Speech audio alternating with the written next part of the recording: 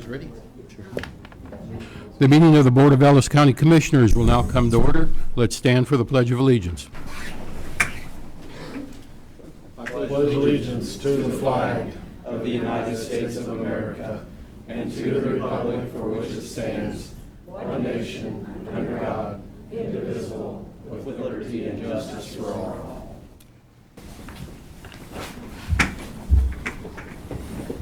John, if you could call the roll. Commissioner Dean Hazelhorse. Present. Commission Chair Butch Schleier. Present. Commission Destin Roths. Present. You have Okay. a quorum present. Okay, order of business. Commissioners, I was approached by several employees to move the last item forward about the 2020 pay adjustments. So I would like to do that right after we see if there's any issues with the monthly financial report. Works for me. Okay? Prior minutes. I think we have June 1st. Is the minutes, Donna, got any questions, comments? No I have issues. none. Okay, minutes stand as submitted. Do I hear a motion for the consent agenda? I'll make a motion to approve the consent agenda items A through G. I second that. We have a motion and a second. All in favor say aye. Aye. Motion passes 3-0. Are there any issues from persons not on the order of business?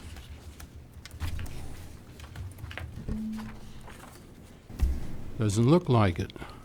Okay, monthly financial report. Any questions, concerns, Commissioner? No issues. I had none. Okay. Okay, so our next item will be the 2020 pay adjustments. I guess this was asked to be placed back on the agenda, so it's back on the agenda for discussion.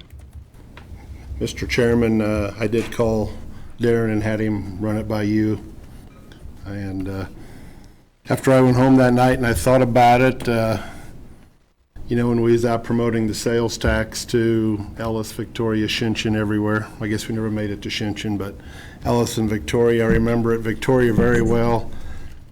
Numerous people brought that up. If we're gonna, you know, older gentlemen in the crowd brought that up a couple times, what we're gonna do about adjusting our employees' wages, because they were under the understanding also they were fairly low. And I know over at Ellis, it was brought up again, and I know both places, we all three agreed if that sales tax passed, that we would do something with the employees' wages to try to bring them back up to scale. And I know we've been putting this money back. I've talked to Darren about it also. And I just felt after last week, after we talked about it and I went home and thought about it, actually I thought about it half the night, I couldn't sleep, but that's beside the point, that it just really bothered me. And I thought, you know, we promoted this at Ellis and Victoria both, and I just felt it needed to be back on the agenda to talk about it again and see what your guys' thoughts are. Commissioner Roth? Yeah, I mean, I guess I kind of prepared a statement. I did receive quite a few emails from employees this week, and I imagine there might be a middle ground here of things that we should do. I will note that when we were in Victoria and Ellis, we had no idea the coronavirus was going to hit, and we were going to see the unemployment numbers we do, and we were going to be in the economic situation that we are in the United States. So, you know, 13.5% unemployment, and that's a good number last Friday. That's Depression era numbers of unemployment in the country, and so I prepared a statement, and I'll just go over it just because I feel like it's something that probably should be said. First of all, I'd like to say that I'm a little disappointed. I'm not disappointed that our employees wanted a pay raise. I think that's a given reaction. But I'm disappointed that our employees couldn't understand the severity of the circumstances. With unemployment way up in Ellis County, oil valuations way down, a major medical facility that just had to undergo unprecedented circumstances in the face of this pandemic, now trying to play catch up from all the lost revenue, the third largest university in Kansas looking at potential enrollment problems in the fall semester, as well as the time and energy it will take to implement safety precautions and the total hit that higher education could take from the coronavirus. Not to mention the economic impact of the oil and gas market and the hit our farmers will take from the supply chain disruption caused by this mess. I wonder if the employees actually think that we don't want to give them a raise. Of course we do. I'm sure, like any other politician, the easy way out on this is just to pay these employees to get their vote. But that's not the type of person I am. It's time to defend the taxpayers. It's time to defend the people who went to bat for Ellis County so that we aren't furloughing people at this very moment. Think of all the people in this room. Would they be asking for the amount of money that they're asking right now if it weren't for that sales tax? No, because we'd be letting people go. If the people who voted for these sales taxes didn't do what they did, we would likely be talking about lessening our police force, shutting down ambulance stations, lessening our commitment to EMS, other EMS stations, and potentially completely abandoning our health department as it is currently run. We would continue to be devastating our outside agency funding, potentially putting people with mental health problems and developmental disabilities at an even greater risk. Not to mention all the other incredibly important funding that is done through the other outside agency organizations. Instead of counting our blessings, I spent last week watching email after email come into my county email address during regular operating hours of the county, complaining about not getting a pay raise. Some even coming from departments that are asking for additional staffing.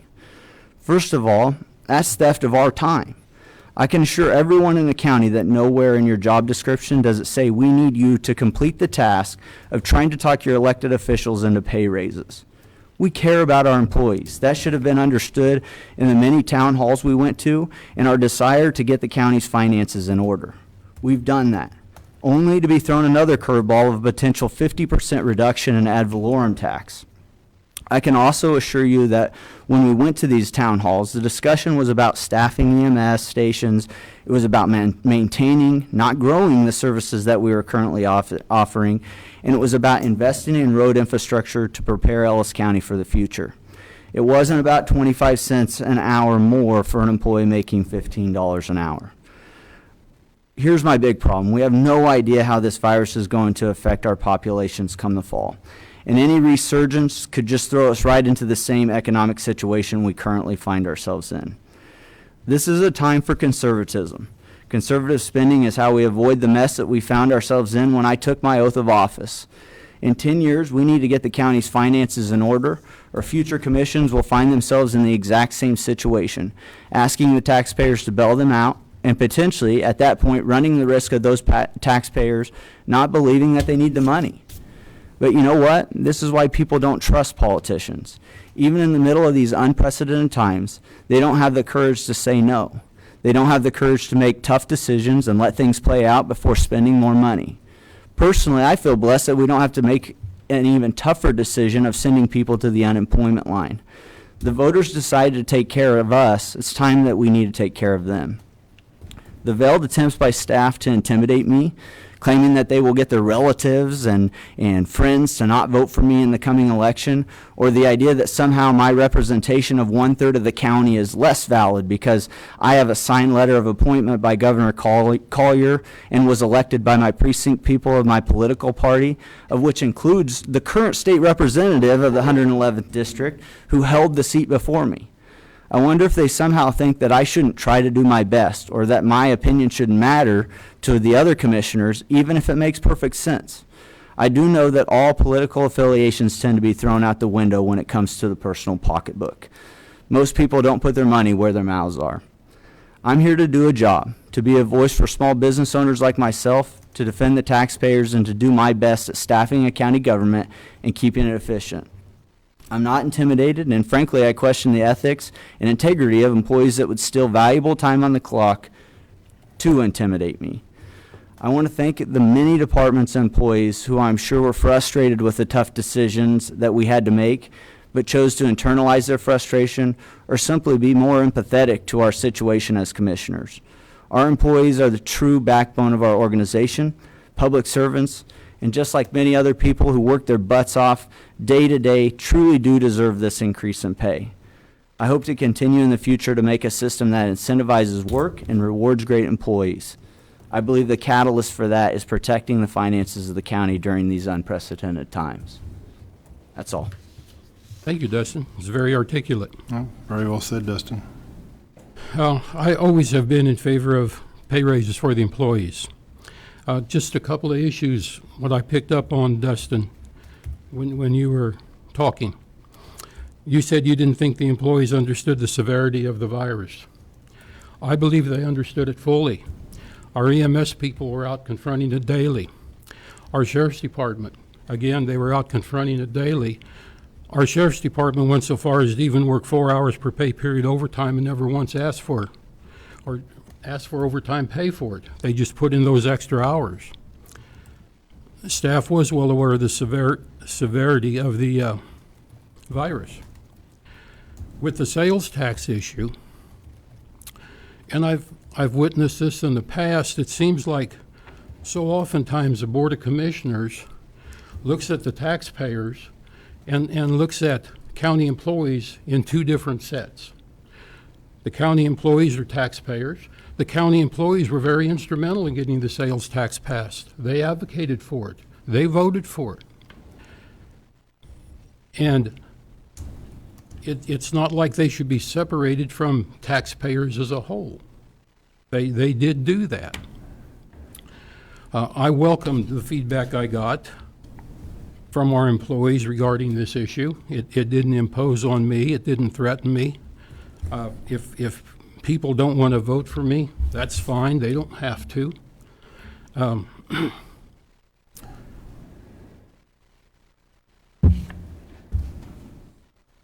I have always been in favor of this. Our employees have earned it. Our employees did not cause this virus. They've worked through it. It's not a big pay raise. It's just cost of living, which I got with my Social Security. The government didn't come back and say, give us our money back because we had a virus. And I think politically, the hard decision is not to say, let's not give the pay raise. That's the easy decision. I've seen politicians do that all the time with Ellis County employees. Let's not give them this, let's not give them that. The hard decision is to stand here and say they've earned it and they deserve it. And I think it's time to quit talking the talk and walking the walk. The employees have earned this raise, they deserve this raise. The county is coming back alive. The state is coming back alive. I don't want to hold anything hostage to what a virus might potentially do sometime. If we want to do that, we shouldn't give any of these outside agencies here any more funding because of what that virus might potentially do. We can't look at the potential. We got to look at what's here and what's now. Things are coming back alive, and it's time we just get this done and get it done right. But Butch, do you have a number, if we give them the raise, what that number is? Or maybe Darren does? You know that number, Darren? I think it's around 40. Currently, with the adjusted figures, since we've postponed this about another month within, I think it was 2 or 3 more pay periods, to implement the final step of the Evergreen study and then the 1.6 COLA the commission had given guidance on, it would cost $17,310 to be transferred out of the budget stabilization account into the various departments. So short answer, $17,310 to implement those final 2, the pay raise for the completing the Evergreen study and the 1.6 COLA. $17,000? Correct. 300, yeah. That's just for those employees, Darren? Yes, so 1 to 5 employees, correct? So this will not include Correct, elected yes. officials. It will not include the Public Works Director as well as the Building and Grounds Director because they all had raises at the beginning of the year. The county attorney, as an elected official, has chosen to postpone his raises until he has some time to be able to work out how those will actually be implemented. However, he feels that, I believe he's got the budget authority within his budget to make those since he's been shorted that position. And but everything else, With the step raises, it's about 25 to 30% of the employees would get that step raise, the employees that are between years 1 and 5. And then all the other employees would get the 1.6 COLA. Mm-hmm. Okay. Besides department heads, or that includes what department heads? That would include all department heads except for Public Works, since he was the only department head that received the raise earlier this year. Mm-hmm. Any other recent adjustments that we've done to salaries? Are those affected at all by this? Nope, there's not been any other raises except for what was approved, I believe it was January 12th with the resolution for the elected officials. And that would stay the same for all elected officials? Correct. They would not get the 1.6 COLA or any step adjustments. And I think, too, Commissioners, we must not forget that we're asking the employees to give up another 3 or 4% towards their insurance premiums. I will note that we have, though, made some adjustments to the healthcare policy. I'm hoping that this doesn't affect them at all as far as their healthcare goes, because we were able to find savings in the healthcare. We Part. hope that'll be the case. Yep. The current budget that the commission looked at last year has the pay amounts for the overall amount per employee to stay the same, without previous years about a 9% increase each year. But with switching insurance, it's potential that we can keep those rates the same. So the difference would be, instead of the employee, they would be paying 3% more out of their cost share of that overall coverage. Darren, before we were talking 80,000-ish, I believe. The last proposal, I believe, was it last month, beginning of last month when we talked about it, it was right at 60,000. But it is reduced to 17 because we've progressed through the payroll period by, I believe, 2 or 3 pay periods. That will reduce the amount. And then by accident, I also included into that figure previously a stipend that the treasurer gets as part of her salary out of motor vehicle. That was to be part of that. So that previous figure of 60,000 is truly probably only 50,000. Okay. The other big question is, what does this cost us in real dollars next budget year? So the budget that you'd received, it's actually in there. I could run some figures and get those back to you for where we're at now. I believe originally we budgeted for 2%. It was around 2%, which is roughly, we budgeted about $150,000 a year for a 2% raise. Okay. So it's a good estimate, but the exact dollar figure I wouldn't say is above or below that a little bit, just depending on, as the commission knows, you budget a certain amount, and then once the commission approves it, based on what amount is there, is when it can be implemented. As you know, if we were to have done this at the beginning of the year, it would have cost more. We wait till the end of the year, it costs less, but that amount still rolls over to the following year. So just spitballing, probably $113,000 is the cost of this pay raise in next year's budget. So it'll actually, to be honest, it'll be a little different next year because we're adjusting. If you remember, I've did a lot of work on that employee spreadsheet to make sure our employee costs are accurate as possible. So we're actually reducing and changing a lot of the budgets to capture true employee costs. So it might be a little skewed next year because we're actually going to reduce them this year and increase some more next year as years passed. But about a 1% pay raise usually equals about $80,000 to $85,000 to the county. That's where we come up with that roughly figured at $150,000 to be able to budget each year for a 2% increase.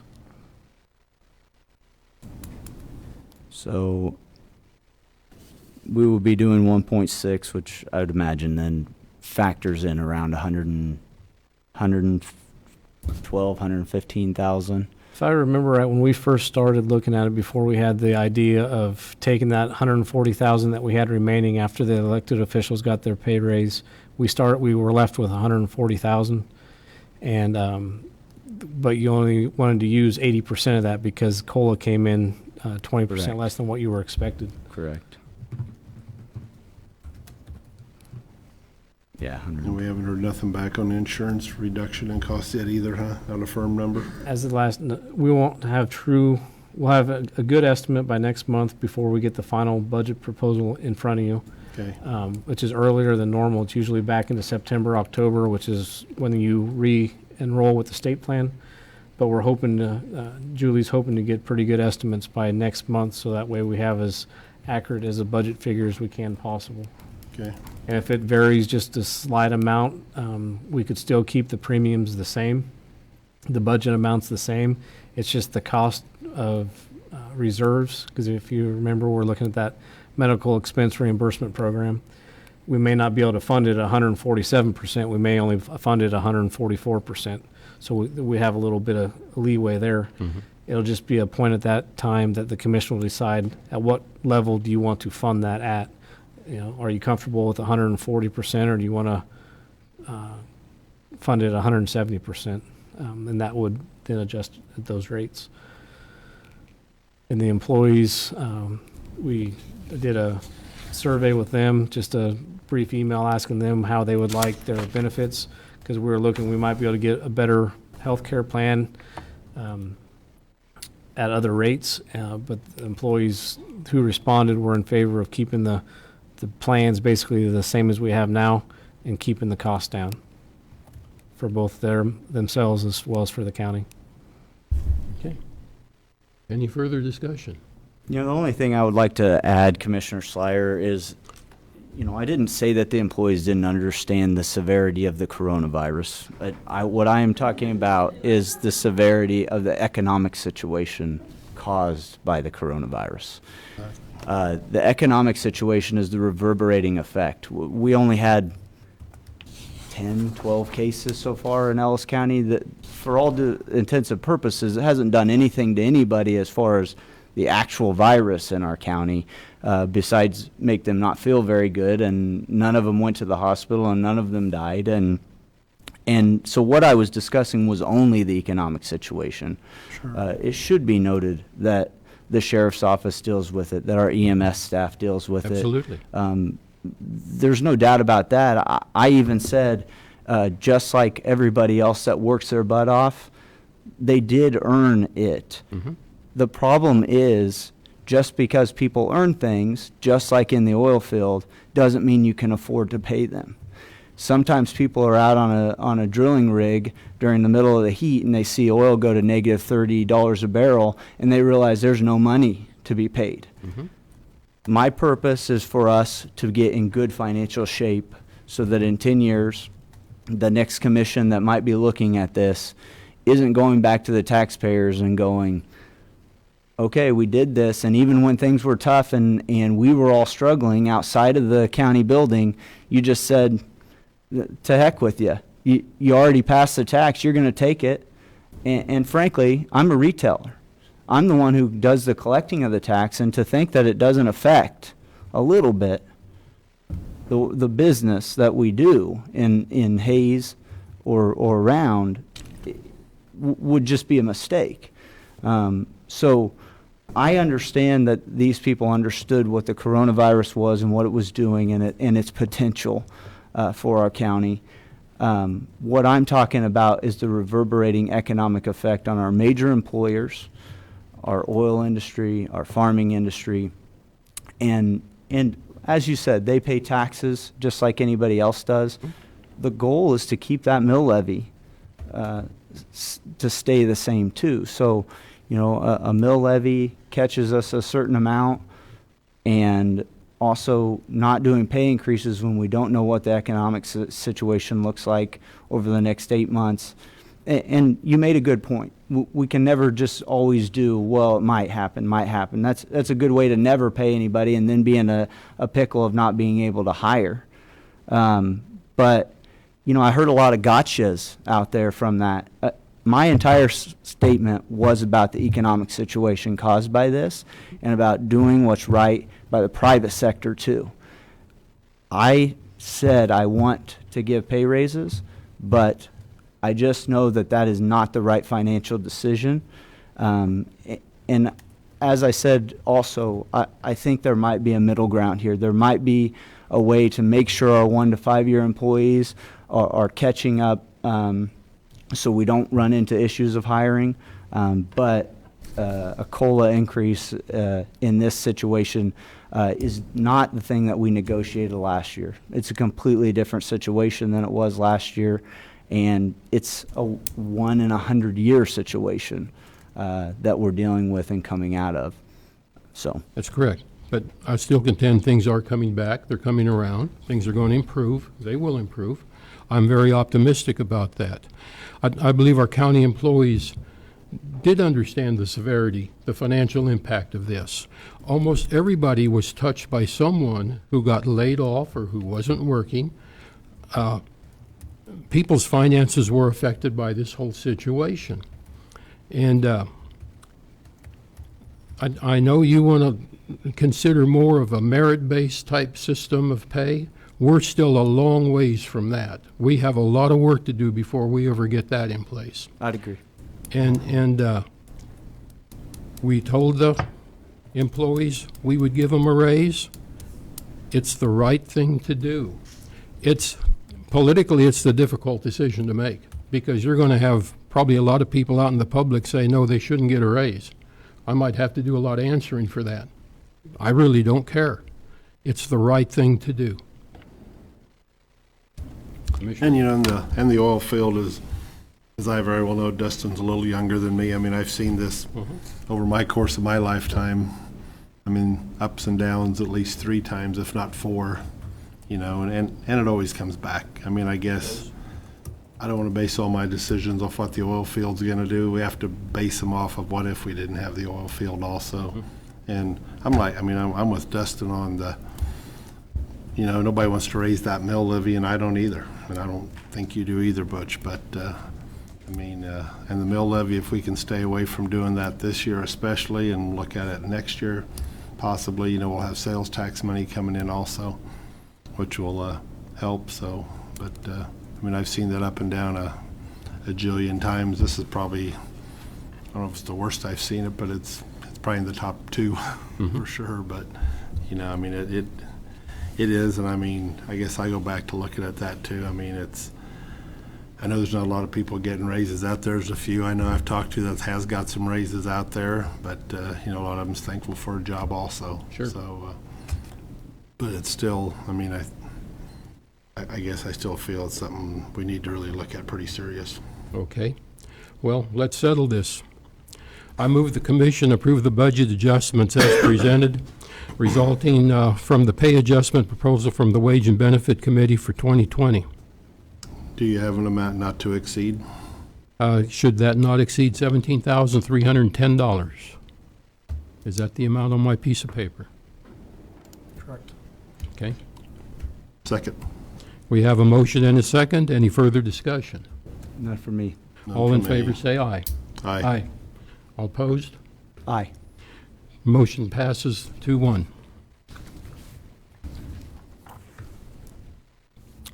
Okay, we'll move to the outside agency requests. If you could limit your requests to about 5 minutes, and then perhaps you'll have some questions you might have to answer from the board. And I think first up on that is going to be High Plains Mental Health. I think he was sitting there hoping it was going to be him. Good evening. Walt Hill. I'm the Executive Director at High Plains Mental Health Center. I have some other folks from High Plains with me, but we won't take 5 minutes each. Tom Dries, who's on our board, obviously Commissioner Schleier's on our board. Whitney Mater is our finance manager, and Kaylee Connor helps us with public relations and marketing. We have consolidated our budget request into basically a page and a half. We are requesting funding for High Plains Mental Health Center from Ellis County as part of the interlocal agreement that you belong to of $280,000. Currently, the funding from Ellis County is approximately $260,000. I provided some benchmark information to you on what our formula comes up with, but also want to point out that many counties fund above that benchmark. That's simply a starting point. Ellis County receives 32%, or patients at High Plains constitute 32% of all the patients we see in a year. Ellis County residents use 42% of all service dollars that we deliver. County funding from Ellis County represents 35% of the total county funding across all 20 counties. I do want to say Ellis County is in the top third statewide in per capita funding for mental health. In fact, as a proportion of total county budget, you rank about sixth in terms of funding for mental health. So you do a great job. We really appreciate that. Some larger counties don't fund as much. We're very thankful, but for transparency purposes, I want you to be aware of that. I'm not suggesting that you should fund any less, but be happy for what, and we're very appreciative for that support. I think to put an exclamation point on that, 68% of High Plains payroll goes to pay employees who live in Ellis County. Our payroll is pretty substantial. Here in Ellis County, we have physicians, nurse practitioners, many of our support staff are here in Hayes. It's almost a $4 million payroll to Ellis County residents. We've done some other things, and I've provided a summary of that for some alternate sites that we've begun providing services in the county. The health department, most notably, where we've begun seeing patients that come into the health department to provide supports to them. We have been participating in something called CIT, which is Community Crisis Intervention Team that works with police, with folks from NAMI, for example, that are part of that, and coming together, better understanding how to respond to situations where law enforcement are involved in that have mental health complexities. I'll stop at that point with just saying COVID has been a major issue for us. We have seen last week, for example, our services were down 40% in terms of the amount of services. People just aren't coming in. They're still reluctant to come in, though we're doing telemedicine into people's homes. We have seen a decline in $500,000 in revenue in the past 3 months out of a $10 million budget. So there are major impacts on us. I'm not saying that in terms of the need. We've kept all of our staff on. We're going to be fine. I think there's going to be a growing need for the services we offer in terms of the depression and other issues, PTSD, anxiety from the isolation and substance abuse, from people quarantining themselves, on top of the oil and ag issues that we're already seeing. So we'd be glad to stand for any questions.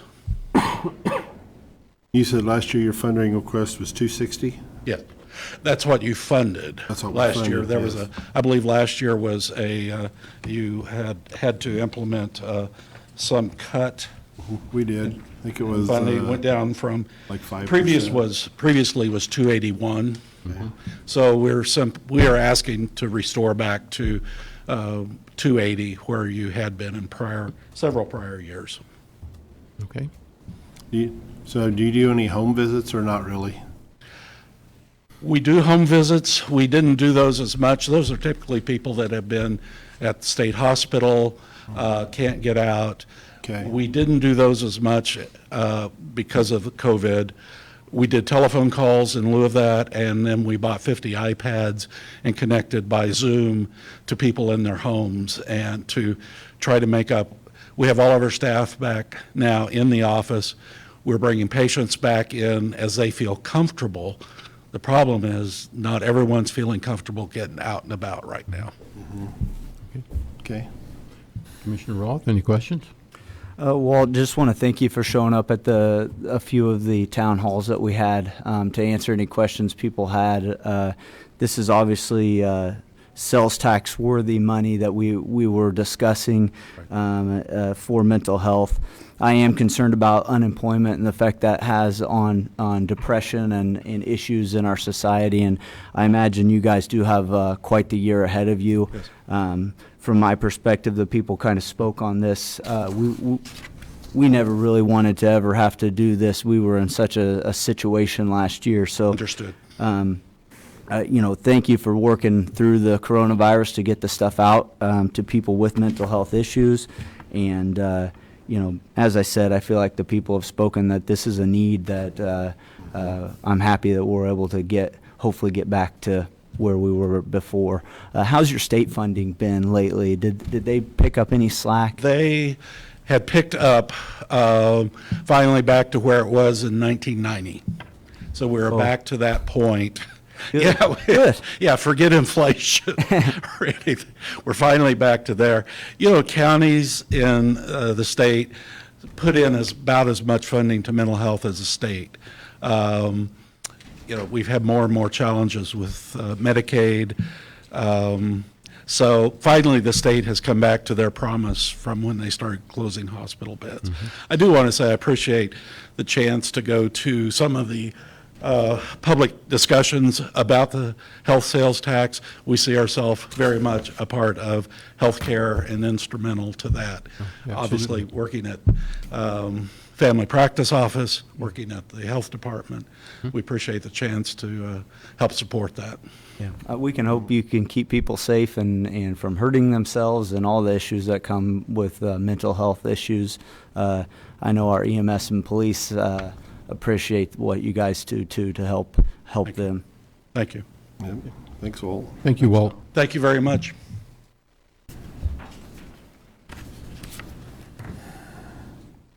Okay, and next is the Western Kansas Child Advocacy. Was that a hint?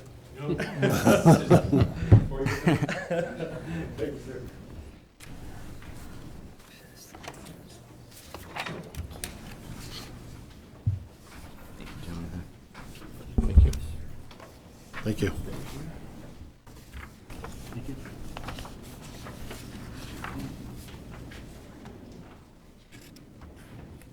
Okay.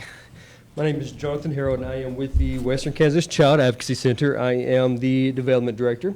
And so first, I just want to say thank you guys so much for providing an avenue for us to still meet, even through the midst of this chaos we're all going through. But I don't see anyone new, so it shouldn't take me too long, especially since I only have 4 minutes now. Basically what we do at Western Kansas Child Advocacy Center is we help heal the trauma of child abuse through support, prevention, and services. We specialize in forensic interviewing, of course, advocacy, and then also therapy. Last year we had, unfortunately, a record high of cases of 613. We had about 83% of our cases is actually sexual abuse, so that's something that we see often. And as our brother spoke about before me, it's one of those things that since this COVID hit, we have been extremely busy, and we're still at the front end of that. I feel like in Western Kansas, so we are in 34 counties. One of our centers is actually here in Hayes. But we're still at the front end of this to where our fear is that we're going to see a spike in the cases we have after all of this is kind of leveled out, especially as it relates to the mental health, issues. But we have been extremely busy. We didn't shut down. We're still on the front lines, and so I think just in the past 3 months alone, we've had over 100 some cases, 115, I believe it was. But we've been extremely busy. But we are the only CAC in the state of Kansas that has utilized mobile units. And so basically what they are big RVs that we have revamped to make them local center on wheels. But you guys, again, in Hayes, we have a local center here on 8th Street. But for these most rural communities, even some of them consider frontier communities, we will get the phone call from DCF or your law enforcement. That's how we get involved. And as soon as we get that phone call, almost like a first responder, as soon as we get that phone call, we are there providing services. And so we'll take the services out through the means of the mobile unit if they don't have a local center. Our therapists provided almost close to 2,500 therapy sessions last year. We are not court appointed. It's a question I usually get is, are you court appointed? We're not court appointed, meaning we are there from day one as soon as we get that phone call again until the child or the non-offending family does no longer need us, basically. So we can see a child for a month, we can see a child for 3 years, we can see a child if they turn 21, they get pregnant, they have a flashback or it triggers something in them of what took place when they were 8. They're welcome to come back in. Doors are wide open. They're welcome to come back in for some therapy sessions if need be. We don't charge our families anything. We are a nonprofit. We've got a $1.6 million budget, and 70% of that gets met by grants. The other 30% of that approximately gets met by supporters like you guys and fundraising. So with that, I do again want to thank you guys for all your support in previous years and ask that you would consider continuing that support with $9,000 for 2021. Any questions? Commissioner? I have none for him. I've Commissioner Roll? heard his presentation, does a good job. Jonathan, you said 613 cases. That's in all your counties? Yes, so in Ellis County, we actually had, you guys had an increase from 2018 with 113 to in 2019 with 137. Okay. 137. The only thing I notice here is this would be an increase in funding from last year. It was something that we had sent out. Explain to me the grant process. I think that's something that you were alluding to is somehow these monies may be matched by grants or things of that nature. Yes, so there's certain grants we get to where we don't get matched. I don't believe we get a grant that matches. We did have, maybe this is what you're referring to, we did have a major fundraiser. We had a generous donor who said they want to donate a certain amount of funds for us in matching funds, but no, typically our grants, we do get a federal grant, a major one that we rely heavily on, that pays our employees and such, and then we do get a state level through a child advocacy center. We do get a state level. We've already been notified, like most people in here, that some of that's going to be cut or you will not get an increase at all. Even though they expect the numbers to rise and be an increase, we're getting cut as well. We have already seen the effect of some of the cutbacks already from some of the supporters some of the support we receive. So yes, but yes, 70% of that gets met by grants. Okay. We only have one full-time administration person that gets paid, that doesn't get paid any grants. Everyone else gets paid by pieces of it from grants and support. So we pride ourselves, it may be negative, but we do pride ourselves that we're there working. Everyone's cross-trained. We've got advocates who are therapists. We've got advocates who drives the RVs. We're working. So we've got one, the full-time, that's considered administration. Even our office manager is part on a grant and then part support. Good. Okay.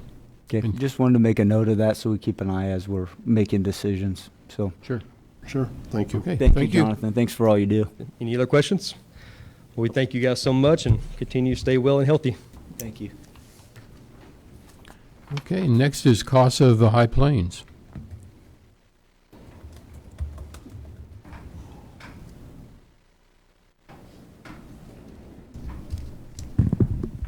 Oops, sorry. There we go. So hi, I'm Lindsay Christenberry. I'm the Executive Director of CASA of the High Plains. I think most of you know what we do. We are court-appointed special advocates. So when a child comes into the court system due to abuse or neglect, one of our trained volunteers is placed on the case by the judge. And that volunteer helps to ensure that the child's needs are met while in the court system. We stay on the case until the case is closed through the court. So once the child is in a safe permanent home, then that is when we are removed. Kind of to piggyback on on the last two speakers, with COVID-19 and children at home and parents stressed, the assumption is that there is going to be an increase in child abuse and neglect cases come through our court system. We've changed some of the things that we've done at CASA due to COVID-19 to help meet the children's needs. We have started meeting with them via Zoom instead of the face-to-face meetings. We are hopeful to go back to face-to-face because it's so much easier to tell if they are okay, to actually physically see them. But for now, we're doing Zoom meetings with the children. We have asked for some of our funding that was supposed to be used, some of our grant funding that was supposed to be used for child activities. Our volunteers came back and said the families can't purchase groceries. Could we use this for that kind of funding? And so we had permission to change some of that. It's my belief that especially when children start going back to school and the teachers have eyes on them again, the number of cases is going to greatly increase. And we are going to be, hopefully we are able to serve them, but your funding helps us to do that.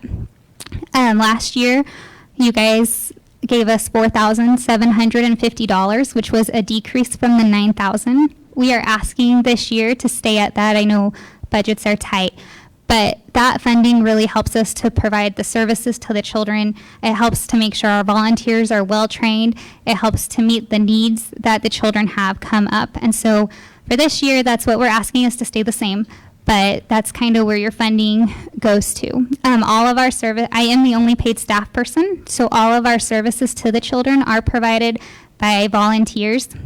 We did, because the courts were closed for a little bit of time, they've opened back up now. Most of those are through Zoom meetings at this time. We're hoping to get them back up to face-to-face meetings, but we did not take any new cases while court was closed, but we will be taking cases shortly. We also did not take any new volunteers at that time because we could not run background checks.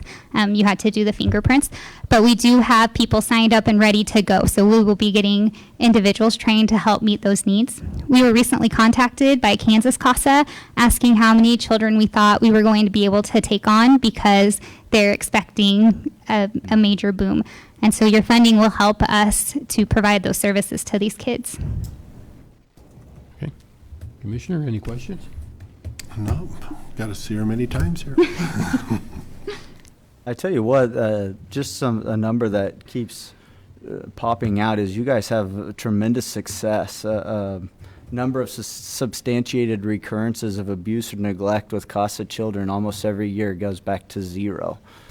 So, and the number of volunteer hours are awesome. I mean, thank God you find those people that have time to do that. So, I would like to comment on that. National CASA gave us permission to allow volunteers not to meet with children during this time.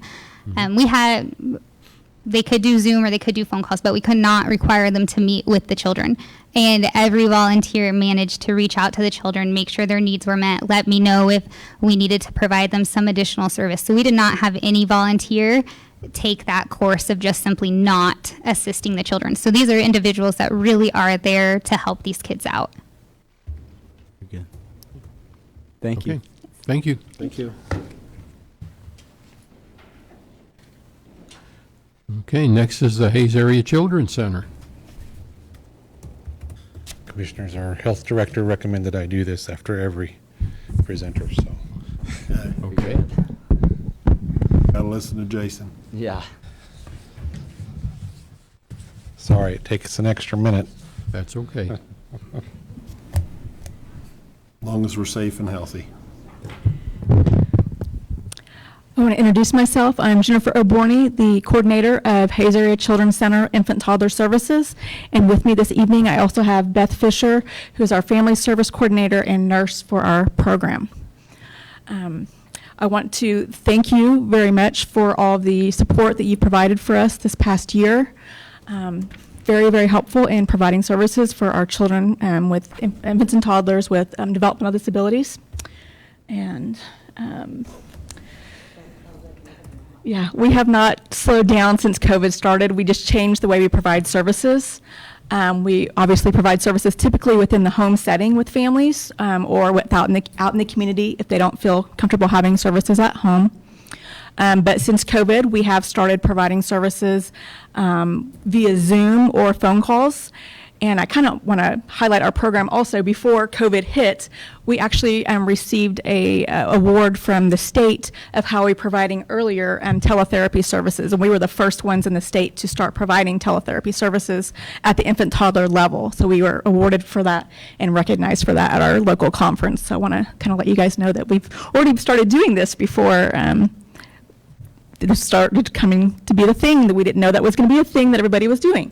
So our referrals have not slowed down since COVID, and we continually receive referrals from Hayes Med, from Wesley Medical Center, on our new little ones for our preemies, all the different disabilities that some of these children are born with, and then also kind of piggybacking on what people are saying, we're going to have another surge. We're going to have our own surge of babies coming in the future this fall that could possibly have some developmental disabilities or delays. So, that's another thing to look at also for the fall. And also from DCF referrals too, with those situations with certain families.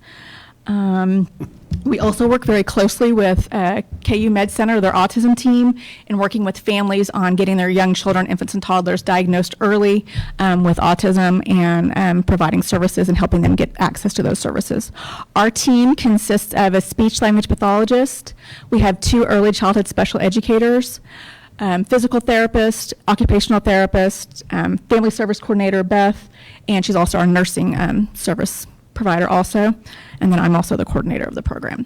There are no fees for families to receive our services. There's no waiting list or anything like that. That's kind of what I have right now. I do have a short little 30-second clip of the impact of our services with a family that I have. And they have a child that has some health issues that would be compromised if they were able to come to this evening, so they decided to make a short little clip voice recording for us. I'm hopefully going to be able to play it. Turn that up. Okay. Being a parent of a special needs child has been one of the hardest yet rewarding experiences as a parent. When our son Kaiser was only 3 months old, he was diagnosed with a rare genetic disorder called Williams syndrome. We quickly learned children with Williams syndrome have numerous health problems, along with developmental delays and learning disabilities. As parents, we were shocked, confused, and overwhelmed with where to start to make sure Kaiser had a successful life. The day after his diagnosis, we made the phone call to the Infant and Toddler Part C services, and Beth immediately set up an appointment with us to get Kaiser started with services. From 3 months on, Kaiser began receiving services with a team of individuals who will have a lasting impact on his life and ours.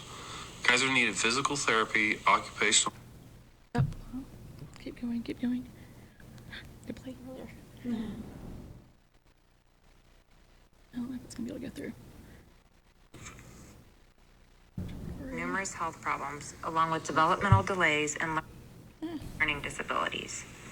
As parents, we were shocked, confused, and overwhelmed with where to start to make sure Kaiser had a successful life. The day after his diagnosis, we made the phone call to the Infant and Toddler Part C services, and Beth immediately set up an appointment with us to get Kaiser started with services. From 3 months on, Kaiser began receiving services with a team of individuals who will have a lasting impact on his life and ours. Kaiser needed physical therapy, occupational therapy, and speech therapy due to his delays. Beth was also always available to answer any nursing questions and to perform routine checkups for his hearing and eyesight, which were also concerned with his syndrome. Kaiser is currently doing very well. He has overcome many obstacles, from not walking until almost 2 to now he's running. From barely talking to now he's saying 3 to 4 word sentences. And from being inconsolable due to his sensory needs to being able to console himself. With the help from our therapists, we were able to make goals for Kaiser and conquer every single one. Not only did they help Kaiser, but they encouraged us as parents when the days seemed like they would never get better, or when we were really discouraged because our child wasn't reaching milestones like typical children. Our team has taught us as parents how to help teach Kaiser to develop his motor, sensory, speech, and fine motor skills. I am for certain that without the help of the Part C services, Kaiser would not be thriving as well as he is today. As we near 3 years of service with the Infant Toddler Part C Services Group, we will greatly miss Kaiser's team as they have become like family to us. We know they love Kaiser with all their hearts, and they have been such a blessing to our family, as I know they are for many families throughout the county. We can't thank this team enough and organization enough for shaping the future of our child. Thank you. It's one of our impact statements of a family that we work with. Do you guys have any questions that I can answer this evening? I have none, Butch. Kristen Kaiser, I know them. They're good. They're a good wonderful people. family. Yep. And I think you guys. Can't imagine the struggle that would be as a parent with young kids to go through that. So. And then also various disabilities that aren't locally that they have other people to talk to. You know, there's some disabilities that children have that they're not in our county, so we're trying to figure out more about that disability and research with the families also. So, yeah. Good. Any things? Yep, thank you both for Thank coming. you, Jennifer. Thank you so much. Okay, DSNWK is next.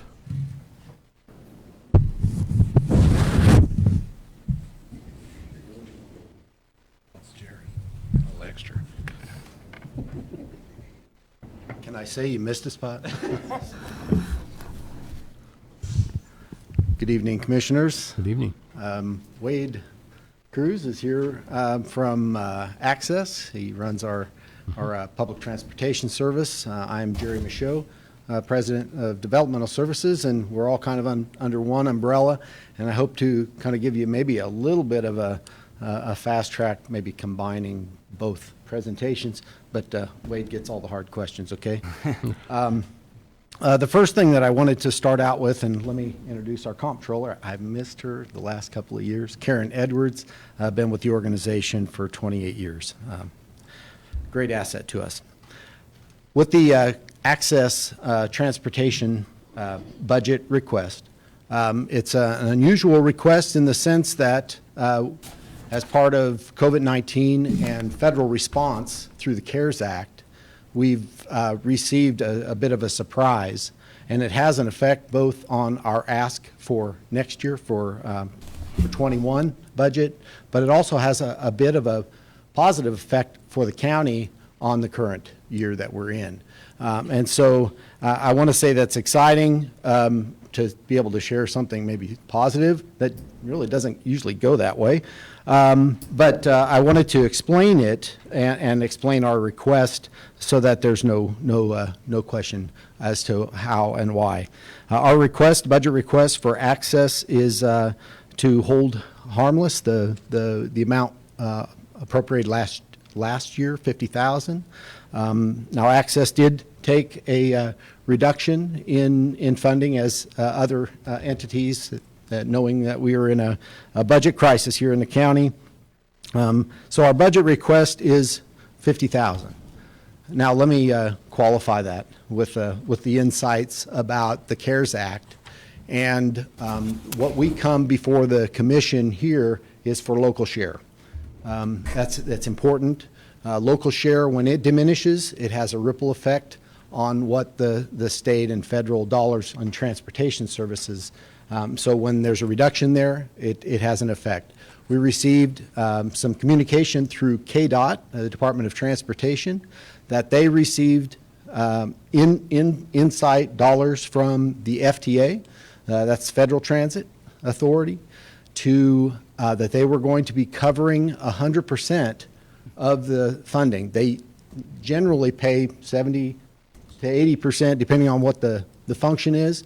They are picking up local share, the local costs, which has a direct playback to county support. So our request for this next year is for $50,000, but what we would ask is that this first, well, let me back up just a half a step. Calendar year, fiscal year, it always plays with things. We operate on a fiscal year, which is July 1 to June 30. We're on a calendar year as part of the budget, so basically we're overlapping two pieces with last year's and this year's, okay? So I'm going to speak to next year's, this coming budget, which basically half of that year from January 1 through June 30th, that 100% coverage of local match for this transportation service will be met by that outside KDOT and FTA. Our ask for $50,000 is the same amount as that we would request if we did not have the FTA and KDOT support. We're asking only because I think someone said we have no idea what COVID and how it might play out. And so our request is for local support, but with an asterisk. We're asking that you hold the first payment in the new calendar year. If we need it, we can come to you and ask for it. If we don't need it, it stays right where it should be within your accounts here at the county. However, if we run into a pickle, our transportation services have to carry on. We carry those on.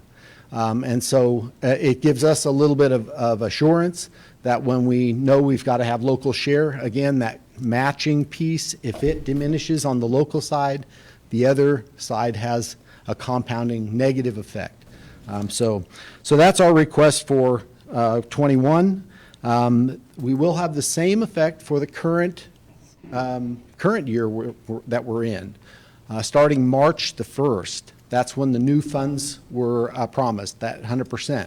So we have a surplus amount, which we would be expecting payment from the county in June or July, and we're asking that the county hold that payment.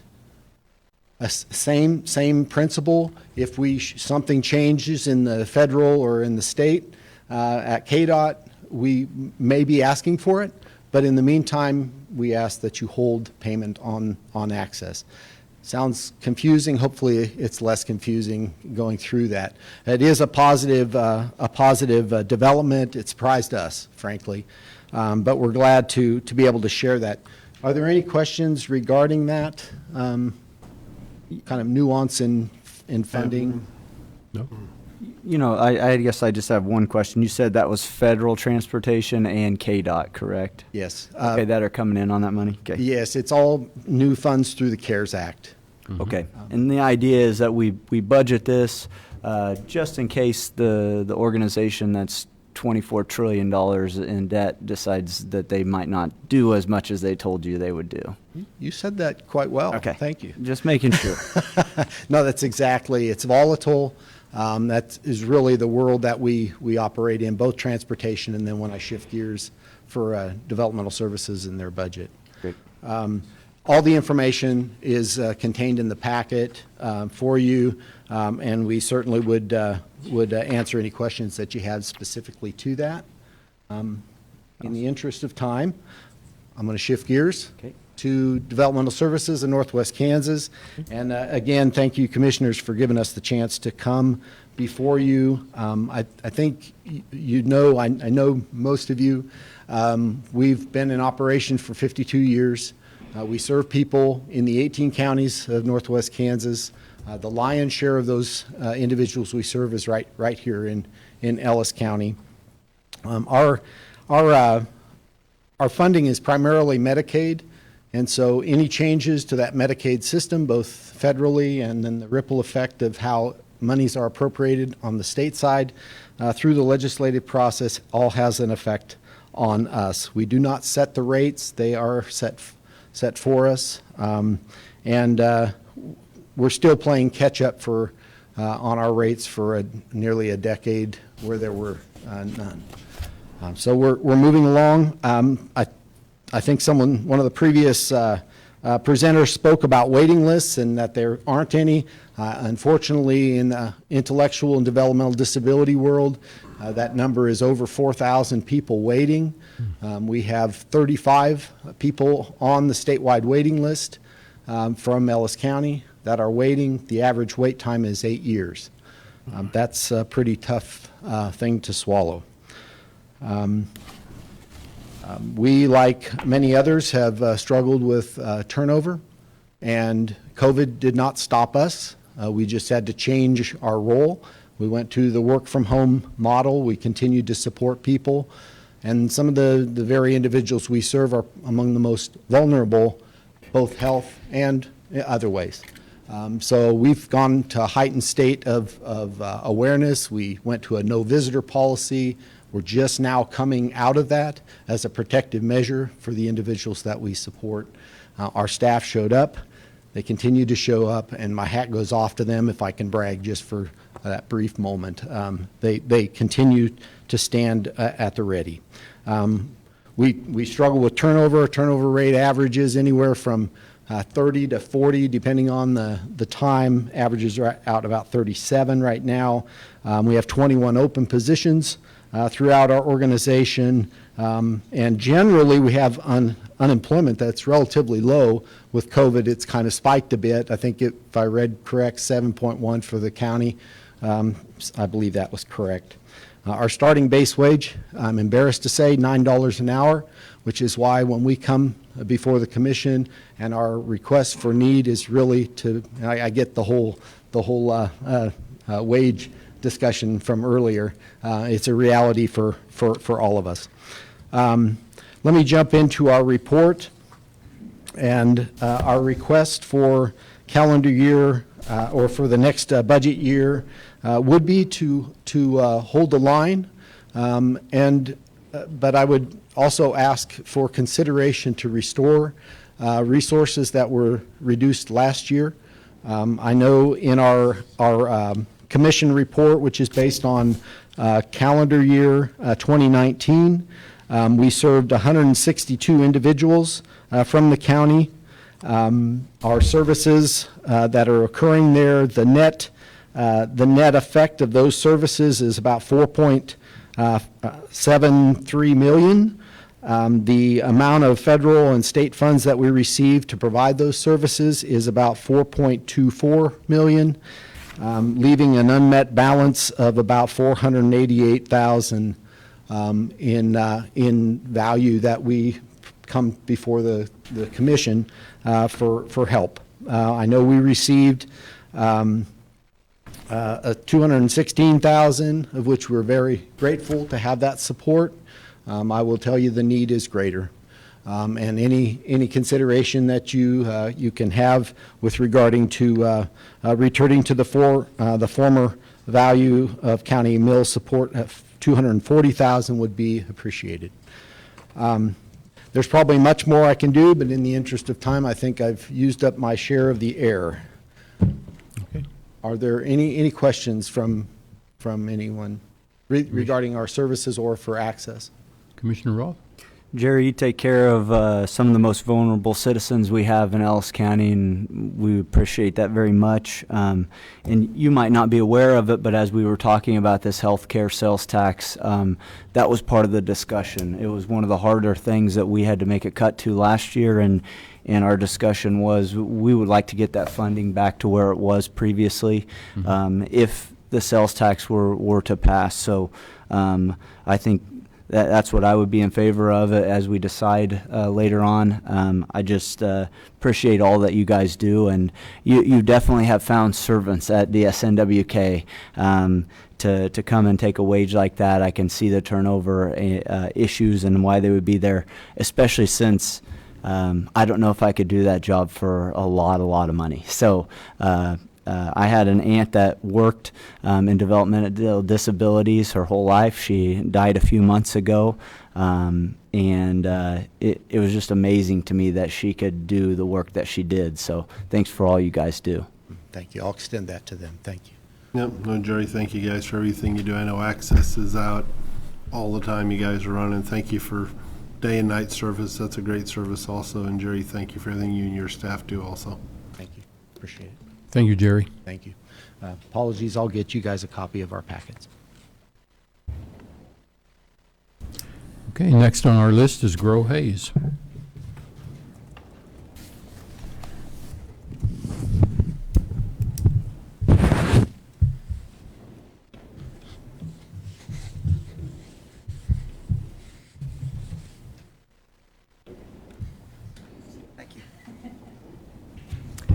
I'm Doug Williams, Executive Director of Grow Hayes.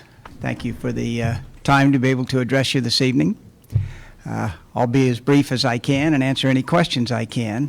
First, I wanted to thank you for your support last year. Appreciate that very much.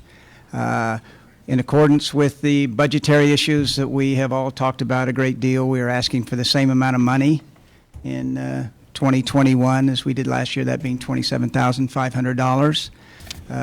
The county has funded this organization from actually zero in 2019, which was at our request, up to $125,000 in years gone by. So it's varied widely. But we view our role as the engine that drives county property taxes. We generate tax, not necessarily property taxes, but sales tax as well.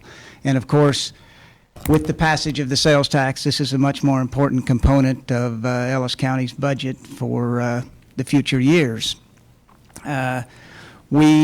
Obviously, I delivered a list of the programs and the kind of things that we do. You have all attended events that we've had, so I don't need to talk a whole lot about kind of what we're out and doing. One of the things I did want to mention, we're starting to focus more on, the city of Hayes in the past had engaged retail strategies to do retail recruitment for Hayes and Ellis County. They did not renew that contract this year. They didn't feel like it had generated the type of activity that they wanted. So we're attempting to pick up the slack on that and focus as much of our effort as we have available to us towards retail recruitment. Not an easy task at this point in time, as you can imagine. Not a lot of organizations looking to expand their retail presence. But as things return to normal, we hope, we do intend to increase our efforts to try and recruit more retail, which, because of the recently passed sales tax, is an important factor for Ellis County. I would entertain any questions. Doug, I know maybe it was last year, or a few months ago, or one of your meetings I attended, you talked about possibly doing like a housing district out east of town. How's that coming, or where's that at? That is underway. The process is underway. It's currently in the public notice portion, which will end the end of June. It then goes into a 30-day veto period in which the county and the school district have the opportunity to veto it. At the end of that time, it will be approved as an RHID, which stands for Rural Housing Incentive District, and we'll get started with infrastructure, streets, and homes in the very near future, we hope. So it's going along well. It's just a lengthy process. How many homes was that going to include? Was it like 13 or something? Well, there's 75 lots, 75. And 28 lots will be part of the initial development. So we're going to hit the ground running with that. What will be the average cost of that home, do you know? We're requiring the builders who build in the development to price the homes between $175 and $225. Oh, okay. So in an affordable range. We all can argue about what's affordable, but that's a much more affordable range than we've seen any new homes in the past 10 years or more. Yeah, new build construction in Hayes is usually quite a bit higher than that, and it seems like houses, even during this crisis, have been very hot, the real estate market. So surprisingly to me, I mean, you're a former realtor, what's your thoughts on this? I'm dismayed. Yeah. I'm not sure we've ever had a better, stronger real estate market in this community in the 45 years that I've been around it, and it's just quite surprising. But a testimony to our local economy and the really strength we have is the only explanation I can come up with. Mm-hmm. That's great news. Yeah. I do have a question. I love that we get to shift gears a little bit with you, and we get to talk about investing in growth for our economy and things like that. And it gets a lot more in my wheelhouse than what has been the last things, which are funding somewhat liabilities in the community, in the sense that we need to take care of people that need it. I know it's not in the budget this year or a thought, but my thought in the future is there something that Grow Hayes could do with some additional funding? Are there things that you see that could be a big benefit to Hayes, Ellis County as a whole in the future, in your position and from your organization? Well, certainly retail recruitment is one. Yeah. We've talked about that. It's interesting to me to look at our peer communities. If I look at Ford County, Finney County, their budgets for economic development are $450,000, give or take. Ours is $225,000, so half. So staffing, obviously, which would be working towards retail recruitment, solicitation of grants, trying to run more programs. Right now, we're keenly focused on business retention, because there's a lot of people struggling right now, and we're trying to help them in any way we can, make sure they are aware of the loan options that they have. We have some loan options ourselves, Restart Kansas and that type of thing, to try and get them through this downtime. So it would primarily be staffing and focusing on some of these areas that we have identified that are important for the long haul, but just have not had the budget to do up till now. And that is long haul budgeting. I mean, that's the hard thing with it. It's not pick and choose and try to find monies here and there to make those type of things happen. It really takes a commitment to economic development, and sometimes that's hard to do. It's really hard to do in the financial situation we found ourselves in last year. It is, but I commend you on your foresight as an example of the Northwest Business Corridor. I mean, that's spending money that was very hard to come by, but the long-term benefit to this community is going to be significant. And we obviously played a role in trying to get that going, the travel plaza, but also want to explore the possibilities of additional business creation out in that area, because there's going to be some more and some opportunity for some more. Great. Well, we're in the business of sales tax now for 10 years, Right. so we know that sales tax creation isn't always the easiest thing to come by, but I love that we've become such a regional hub, and I hope that we can continue that in the future. But yeah, definitely always feel free, and I imagine you guys feel the same way, of opportunities that exist, things like that. I love to hear them. I love to weigh on them. And if additional money is there, to be able to try to invest to grow our private economy. We would love to be the recipient of any additional investment you had in mind, so Okay. thank you very much. Yeah, Any thank other you, Doug. questions? Nope, thank you, Doug. Thank you. Thank you, Doug. Thanks.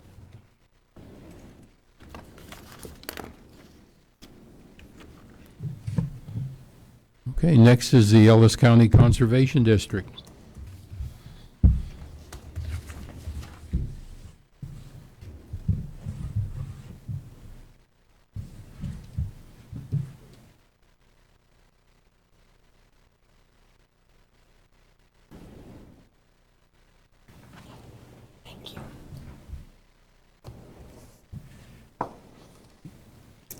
Good evening. I am Alan Roth, currently serving as Vice Chairman of the Board of Supervisors for the Ellis County Conservation District. Sandy Scott is our district manager for the district. I would like to introduce Conservation District members that are here tonight. Brett Schmidt, Sarah Fonesteel, Tom Walters is a supervisor. He is not able to attend. Travis Groff serves as associate supervisor. He is not able to attend tonight. Also, Mary Piper, who serves as chairman, is unable to attend this evening. Also here this evening is Landon Liker, Conservation District Technician. Dennis Doring, the NRCS Supervisor District Conservationist for the Haze Management Unit. Along with serving at the local level, the board members and staff are active on the state and national levels. Presently, I serve as president of the Kansas Association of Conservation Districts. Recently, I was appointed to the Kansas Water Authority. I also serve on the Cottonwood Extension Board. Sandy serves as the area representative for the KACD Employees Organization and is a member of the KACD Endowment Committee. Landon Liker serves on the Big Creek Middle Smoky Hill River Watershed Advisory Committee. Across the state, 105 conservation districts, one in every county, provide local leadership by helping local people address local natural resource needs. The Conservation District is the primary local unit of government responsible for conservation of soil, water, and related natural resources within the county boundaries. Conservation districts are a political subdivision of the state government charged with this vital role. As a short recap of the past year, the Conservation District and the Division of Conservation came to the commission and presented the possibility of hiring an easement specialist position for the western third of the state. Position was through an agreement with the Natural Resource Conservation Service, the Division of Conservation, and Ellis County Conservation District. Dominic Belalto was hired for this position. As you can see on the budget request, the expense for this position are paid through the agreement. This year shows the contract for 3/4 of the year. The 2021 amount is for the entire year. The Conservation District is responsible for issuing wages, making travel and training arrangements. Dominic is housed at the NRCS area office in Hayes. In February, the Division of Conservation offered funding for erosion and sediment control projects located in the drainage area of the Kansas Water Office priority federal reservoirs. Ellis County is above the Canopolis Reservoir and has 2 hydraulic units, Big Creek and Middle Smoky Hill River watersheds in the priority area. We submitted on-hand applications meeting the criteria and received $80,400 in cost share assistance for new terraces, terrace rebuilds, and waterways. These funds have been committed with work to be completed by June of 2021. This was a one-time opportunity for cost share funding. Currently, we have 31 applications for $1.3 million through the Federal Environmental Quality Incentive Program. The cutoff date for the Conservation Stewardship Program was May 29th, and we have 30 applications. Both the EQIP and CSP applications will be federal multi-year contractual agreements.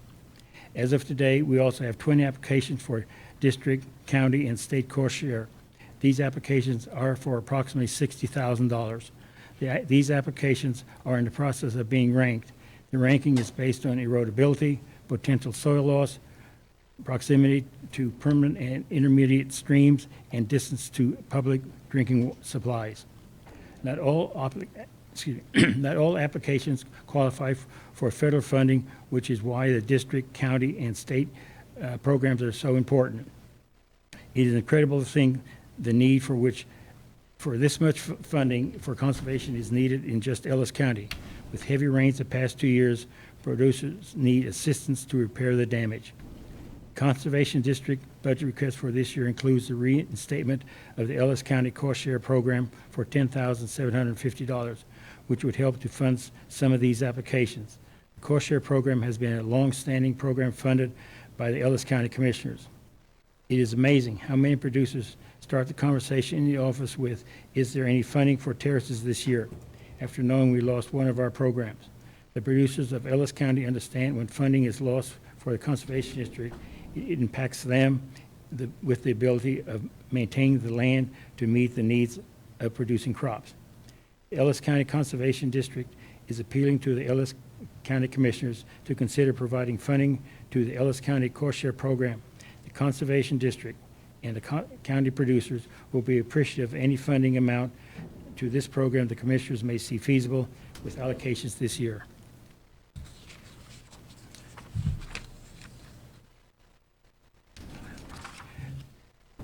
We are asking the Commission to consider $55,000 allocation for the Conservation District operations, which is the same amount funded last year.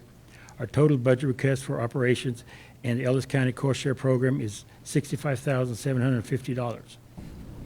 Thank you for the opportunity to present our budget request. At this time, we entertain questions.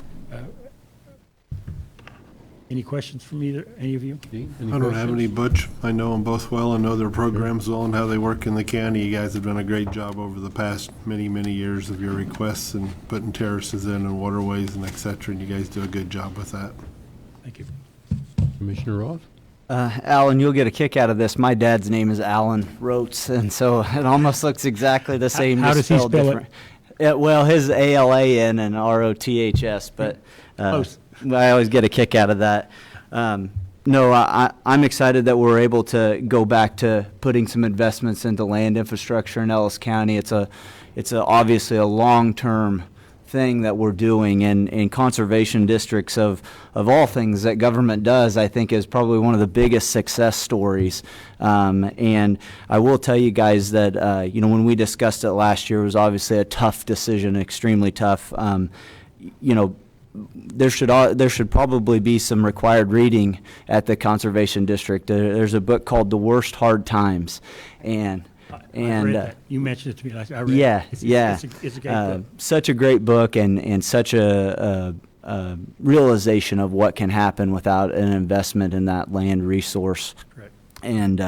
And so I'm glad that we're going to have the resources to be able to do it. I think that it will be a good opportunity to help take care of the people that would have been coming in last year and asking about it. It's private property, but it's Ellis County property, and it's a long-term investment and a thing that has paid dividends, I think, over the years. Even when people are in financial problems in the ag industry, which seems to happen a lot to them, it's an opportunity for them to keep investing and not watch things go away on their property with a little help. So thank you for presenting. Okay. Thank you, Alan. Thank you. Thank you all. Thanks, Andy.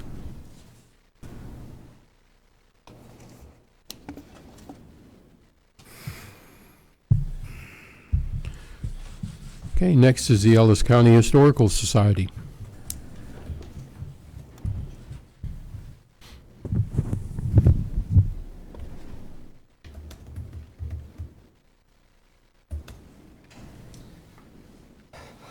Good evening. My name is Paul Nienkamp. I'm the elected treasurer of the Historical Society, and I'm also an associate professor at Fort Hays State University. With me tonight are Tom Dries, the county appointed representative, and I'd like to introduce Katie Annette, who is our new interim director of the society. I've submitted a letter and our budget along with a short description, a pullout of salary and insurance costs that are making out the bulk of our budget presently. We are asking for the same allocation as last year, which was after the roughly 24-25% cut. We are down to just 2 employees. Katie is on salary, and then Betty McDonald is our archivist, and she works at $10 an hour. Both of them work with researchers, community members that come in and looking for genealogy or other topics.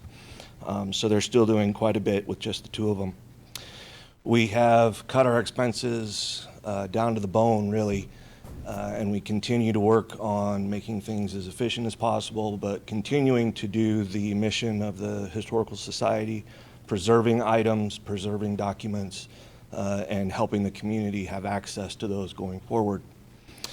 At this time, with our new director, and after COVID, and we also had some issues down at the church, the brick church, that many people are probably aware of. It was health and safety, environmental issues that really forced the workers out, and we're now up at Brad Boyer's Dome just north of Orchlands. But those offices will be opening next week. And the board is focusing on supporting the mission, continuing to assist researchers, and pointedly focusing on reorganization moving forward, and fundraising, going for grants, anything that will help us with the mission. And we'll also be working on an endowment for the future to help us continue to do these things going forward. With that, I would entertain any questions that I might be able to help you with. Any questions, Dean? I really don't. I mean, they're maintaining where they're at and have a new director, so. Dustin, any questions? I just have a few questions, mainly about the idea of grant funding. I think that is probably the key aspect of getting the finances back in order. I've had multiple people reach out to me about the devastation that your budget has taken and the issues over the years. Obviously, environmental issues, we want their staff to be safe. I think the key to this organization is a working board, a board that's willing to go to bat to help preserve history. it's incredibly important to me that we preserve history. I'm putting my money where my mouth is right now in downtown Hayes. So, you know, I think you guys are doing good work. I think that the future it can be bright with a good working board. I appreciate you guys for holding the line on your request, and if there's any other kind of resources that you would ever want from me in terms of grant funding and things like that, there's a lot of people in this community that want to save that church. And I think you have a pretty active board member now, and Chris Munch, who is also a big advocate for that and quite the builder himself. So, you know, I think you guys are really making some big strides forward here, and so I appreciate all the work you do. It's important that we save our history. We have such a robust history in Ellis County, Kansas. Absolutely. So. Okay. We thank you. Thank you very much. Thank you, guys. Thanks, Tom, also.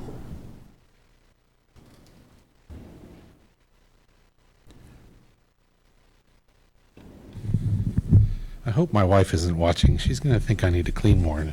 I think you're doing a good job. You might. Okay, next will be the Ellis Alliance. We'll have to talk to Greg, see if he needs a part-time employee.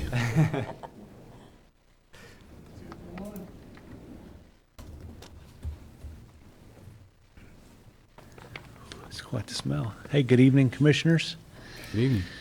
I'm Travis Colress, volunteer for the Ellis Alliance, serving as the president. And with me tonight is our new hire, Sophia Young. And we're here to talk to you about our funding request, which is $1,750, which is the same that we received from you last year. And to give you just a quick summary of what we do, I mean, basically our motto is success through cooperation. And so what we pride ourselves in is having a shingle on Main Street to be the conduit for all things that take place in the community, whether it's economic development strategies, Chamber of Commerce strategies, the Community Foundation. Those are all kind of paying memberships that pay to be a part of. And, you know, being a small community of Ellis, we don't have the funds for everybody to have a separate office. So we formed the alliance to have a single shingle with a single employee who works 20 hours a week, who will, you know, answer the phone, greet customers that come in, or you know, residents or businesses or people looking to start a business or buy a business in town, and to be that conduit. And so our members, we meet regularly and we support our members. We try to leverage the volunteers that we have with each group, and we try to work together to accomplish good things that are taking place in the community of Ellis and Ellis County. And so that's a quick summary in the essence of time. I'll just ask you guys if you have any questions about that, or Sophia, if you want to share any comments. I can. Yeah, If you sure. give me a mic, I will talk. I just want to say thank you for the past 13 years of supporting the Ellis Alliance. I'm still new, but to me, it's really amazing to go down there and see that they've formed this. And I really do think that having the support of the county really validates to all the volunteers involved that it is important still in Ellis that there is giving that's being supported, that economic development's being supported, and that the businesses in Ellis themselves are also being supported outside of just all that's going on in Hayes, that it really validates to all those volunteers that what the work they're putting in out there is being appreciated by you guys through your support. Commissioner Roth, any questions? Just a couple questions. Number one is, what all ways are you funded? I mean, this seems efficient. It seems like a great idea in a community Ellis's size. What all funding resources do you guys have? Yes, we really have 5 funding sources. We have the City of Ellis funds, the county funds, and then we have 3 member agencies. So the Chamber of Commerce is a member, kind of a group, and then the Community Foundation, and then the Ellis Development Corp. and this organization saves them a lot of funding for a full staff member, essentially. Exactly. Okay. So we have access to a printer and a computer and one set of QuickBooks and those types of things. And so, yeah, you look at our budget, and we run the whole thing off of about, $23,000 a year. So really it's a part-time staff person, and it's just, we take care of the building utilities and that kind of stuff. And so there's really not much anyway, additional frills as far as that goes, so. Don't be fooled by the part-time. There's still like full-time amount of work. There's Yeah. all those volunteers. Yeah, that's true. Hire It's paid full-time, staff, like part-timer. part-time and volunteer full-time. That is true. Yeah, very, very good point. So, a lot Yeah, of, I would say this is definitely, it was a great thing that you guys started. It seems like something that a lot of communities in Northwest Kansas should look at that are the size of Ellis, because seems like a great way to save money and be efficient. So I appreciate it. yeah, thank you. You're welcome. Okay. Dean, any questions? Travis did a good job as always. Thank you for coming. Absolutely, thank you.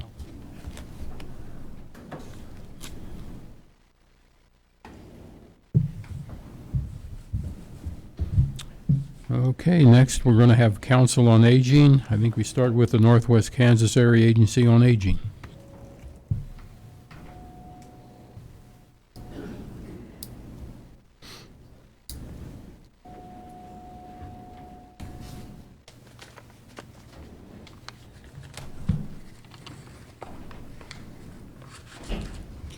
My name's Roy Husted. I'm a member of the Committee for Aging for Ellis County. We listened to the petitions of 6 different entities, and we want to make their recommendation of what we recommend that the board, the commissioners, appropriate for them. First one we listened to was the Hayes Senior Citizen. They served approximately 31,000 meals last year, and this number does include meals delivered to homes. For those that eat at the center, they engage in socialization and recreation activities. They do have various health care providers periodically present special programs and blood pressure checks. They did discontinue congregate meal service during the mandated shutdown, but did provide meals to go and continued their delivered meals. They received support from the Ellis County, City of Hayes, Northwest Kansas Area Agency on Aging, from the Homestead Nutrition Project. Last year they had an income of $78,484 and reported expenses of $78,785. They requested $62,855 from Ellis County for the coming year. Last year they requested $62,855 and was awarded $52,000. This year we recommend that the Commission award them $51,220.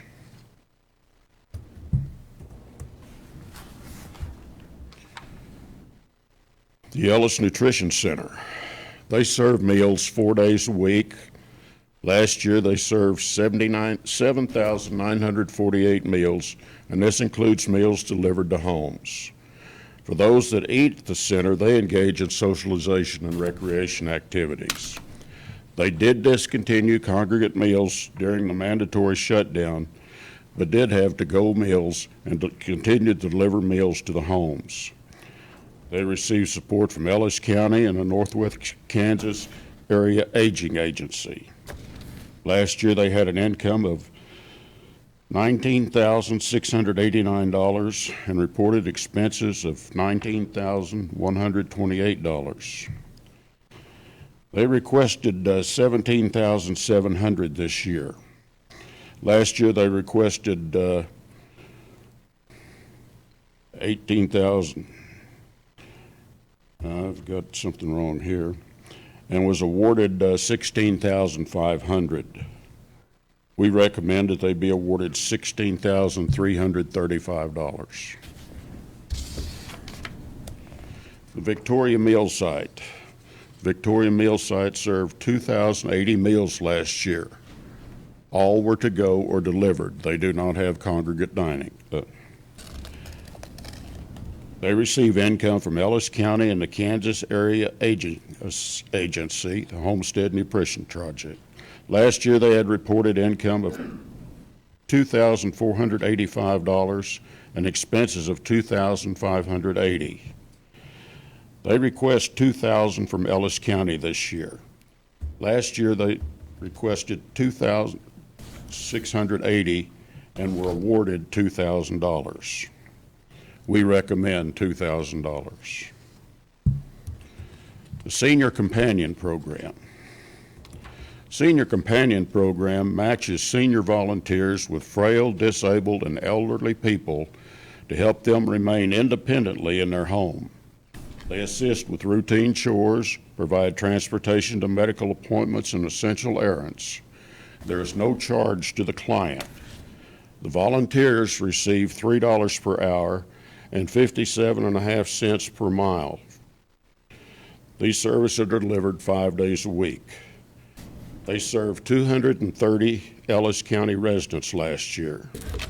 They have 41 companions in Ellis County. They receive income from the Corporation for National and Community Services, Ellis County, and the City of Ellis. Their revenue last year was $5,106,220, and $483,247 of this came from the Corporation for National Community Service, and that amount was for all of the 7 counties that they serve. $23,289 from Ellis County and $4,086 from the City of Ellis. Their annual cost per volunteer is $4,275. They're requesting partial funding for 6 volunteers. They asked for $23,838. Last year, they asked for $23,838 and were awarded $18,250. We recommend $18,250. The Foster Grandparent Program. There are 13 foster grandparents in Ellis County schools in Hayes, Ellis, and Victoria. They serve 57 children that need additional help to keep them up with their class. The foster grandparents also provide emotional support to students whose home situation may be less than ideal. Their purpose is to engage lower-income older persons in the community service by helping at-risk children and youth in school, preschool, daycare centers, and Head Start centers. Foster grandparents are provided a tax-free stipend of $3 per hour to supplement their income. The Foster Grandparent Program receives funding from the Corporation for National and Community Services, Ellis County, and the cities of Ellis and Victoria. The revenue last year was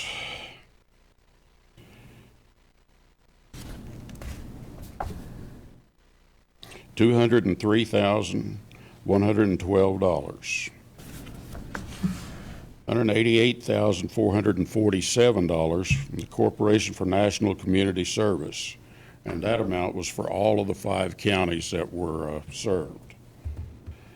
$11,645 from Ellis County, City of Ellis $1,000, and Victoria $2,020. The annual cost for one of their volunteers is $4,137. They are requesting partial funding for 3 foster grandparents in Ellis County. They asked for $11,154. Last year they asked for $11,154 and was awarded $9,500. We recommend $9,500. Then there's the Northwest Kansas Area Agency on Aging. They are a source of information for older Americans and their caregivers. They provide information on available options and in-home services for seniors to remain independent in their home and community. Last year, they provided services to 6,600 Ellis County residents. They also provide the food for the 3 meal sites in Ellis County and are a source for replacement equipment at the meal sites. All ages 60-plus individuals are eligible for assistance. Their targeted population is low-income, minority, and the frail and vulnerable elderly. Northwest Kansas Area Agency on Aging is required to provide local county match dollars to pull down federal and state care dollars. In 2019, $497,093 of value was delivered to residents of Ellis County. They have asked for $15,000. Last year, they asked for $15,000 and were awarded $14,500. We recommend that you give them the full $15,000, partially because they are the ones that the 3 meal sites go to if they have problems where they can get some help with equipment and things like that. Last year, these agencies requested $133,627. Committee recommended $112,750, and the commission approved $112,750. This year, these agencies requested $132,547. We recommend $112,305. You have any questions?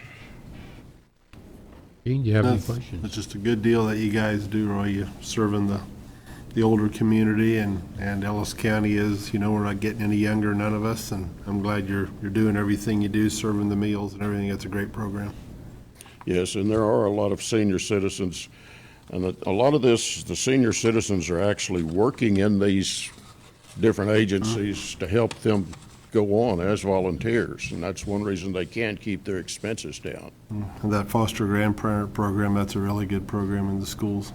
The foster grandparent program is one thing that we in the committee really looked at because of the emotional support that the teachers say that they can give the children.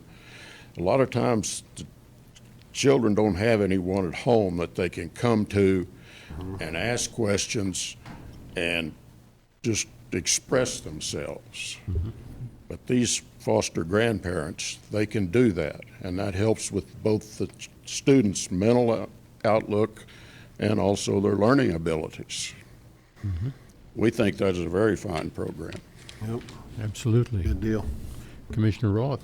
Yeah, there's no doubt there's been studies of the Ellis County area on the economic impact of retirees and how we need to do our best to support people that might want to move here and retire and get old and have the health facilities that we have and things like that. So I'm glad we can continue a commitment to all these agencies that do just that, make it a better place to come and retire and create the economic impact that is, I think, $120 million more a year than the second biggest industry in Ellis County. So it was surprising when Grohays did that study, and I saw that. It just reiterates the fact that we need to make an investment in making it easier to grow old in Ellis County, Kansas. Yeah. When we had our meetings, we had the opportunity to sit in the chairs you people are sitting in. And we also took it under our consideration the budget problems or budget situation that the county has. We would like to give them everything they ask, but we realized that wasn't important, and we gave them as much as we thought that would be practical. Okay. We really appreciate the practicality of the situation and your thoughts of helping keep us economically strong, too. Thank you, Roy. Thank you. Thank you, Roy.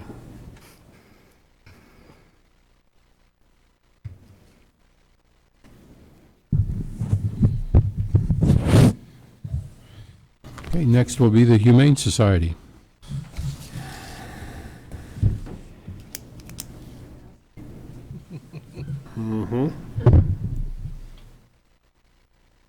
Thinking old Mike's got a future. Yeah, he does. My name is Betty Hansen. I'm the manager at the Humane Society of the High Plains. This is Jessica Freeb. She's my assistant manager. Last year, we had a 5% increase in animals coming in from the county.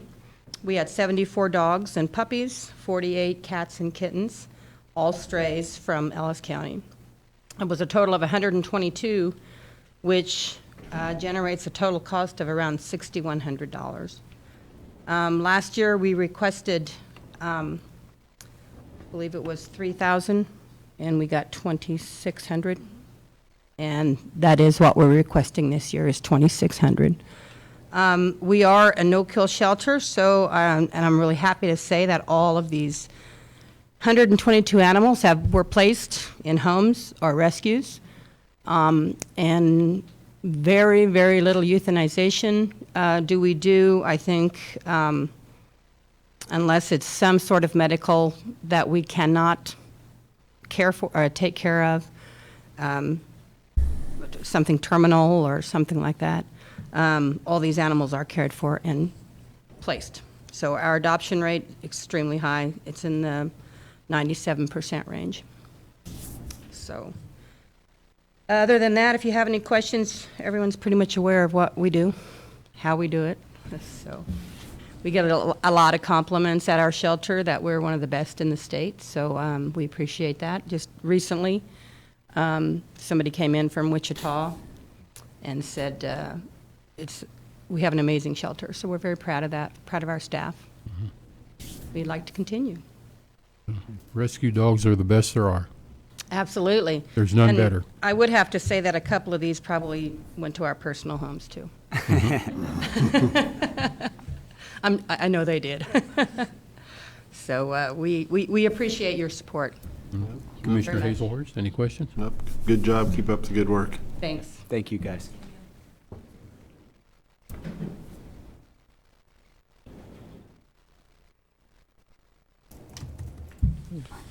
Center for Life Experience.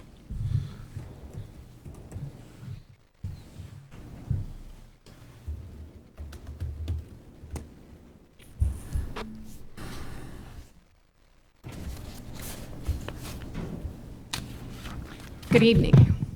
I'm Ann Leiker.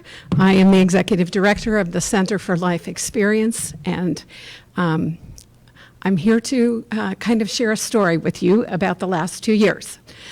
In December 27th, 2018, in the middle of a blizzard, the Center for Life Experiences, which had been at the First Presbyterian Church for 18 years, moved in a blizzard to the Hadley Center, room 251. To become a community-based, not-for-profit organization that had been previously the outreach ministry of the First Presbyterian Church in Hayes. So we moved in the middle of the blizzard, and it turned out we were with a great dedicated board and group of people that we serve, and we were very excited and to settle into our space and unpack. And about the time that we came here, you all are aware that we saw toward the end of a very snowy, blizzardy winter, but we still, in April, we had served our groups, we were able to have an open house, and we had over 150 people at our open house come and see our new location. And we continued on. We acquired at the recommendation of a board member, Dawn Gable, who her specialty is in PR and marketing. We acquired an app that could help us track our donors and keep people up to date. We send out a newsletter by email, and we were very grateful in getting off the ground that you all, out of your funds, your personal commissioner funds, gave us a vote of approval in 2008 and gave us $1,000. And last year at this time, I came to ask for a request. The request was for $6,000, which was approximately less than 1% of our budget for for 2019. We were very concerned, as a new not-for-profit and so on, about how our first year would go, and we knew it was either going to be, we were going to get a message of either sink or swim. And in December, we had a great, really celebration. We had a great year. We had horrendous support that we never even expected from the community. We had grants from some of our local foundations and local supporters. We just were absolutely blessed, and we appreciated. We asked for what you gave, the award you gave us for $1,700 out of what we asked for helped us. And we were excited. We had an intern who had done a survey about the social and economic impacts of grief and loss on a community, because we all are aware of the emotional impacts of grief and loss. I'm sure all of us are, and what it can do to a family or to an individual. But we also felt, and the board recommended and asked, that our intern do research on the social impact. And she did. She started the first project, and first part of the project doing research and something that we thought would be abundant out there in terms of numbers. And this is the social impact on businesses, on staying in the community, on all those kinds of things. There is virtually nothing out there in research. So she proceeded and did a survey of current members of the groups, and did an extensive survey. And at the same time, she was a social work intern. She spurred the interest of several faculty members at Fort Hays State University.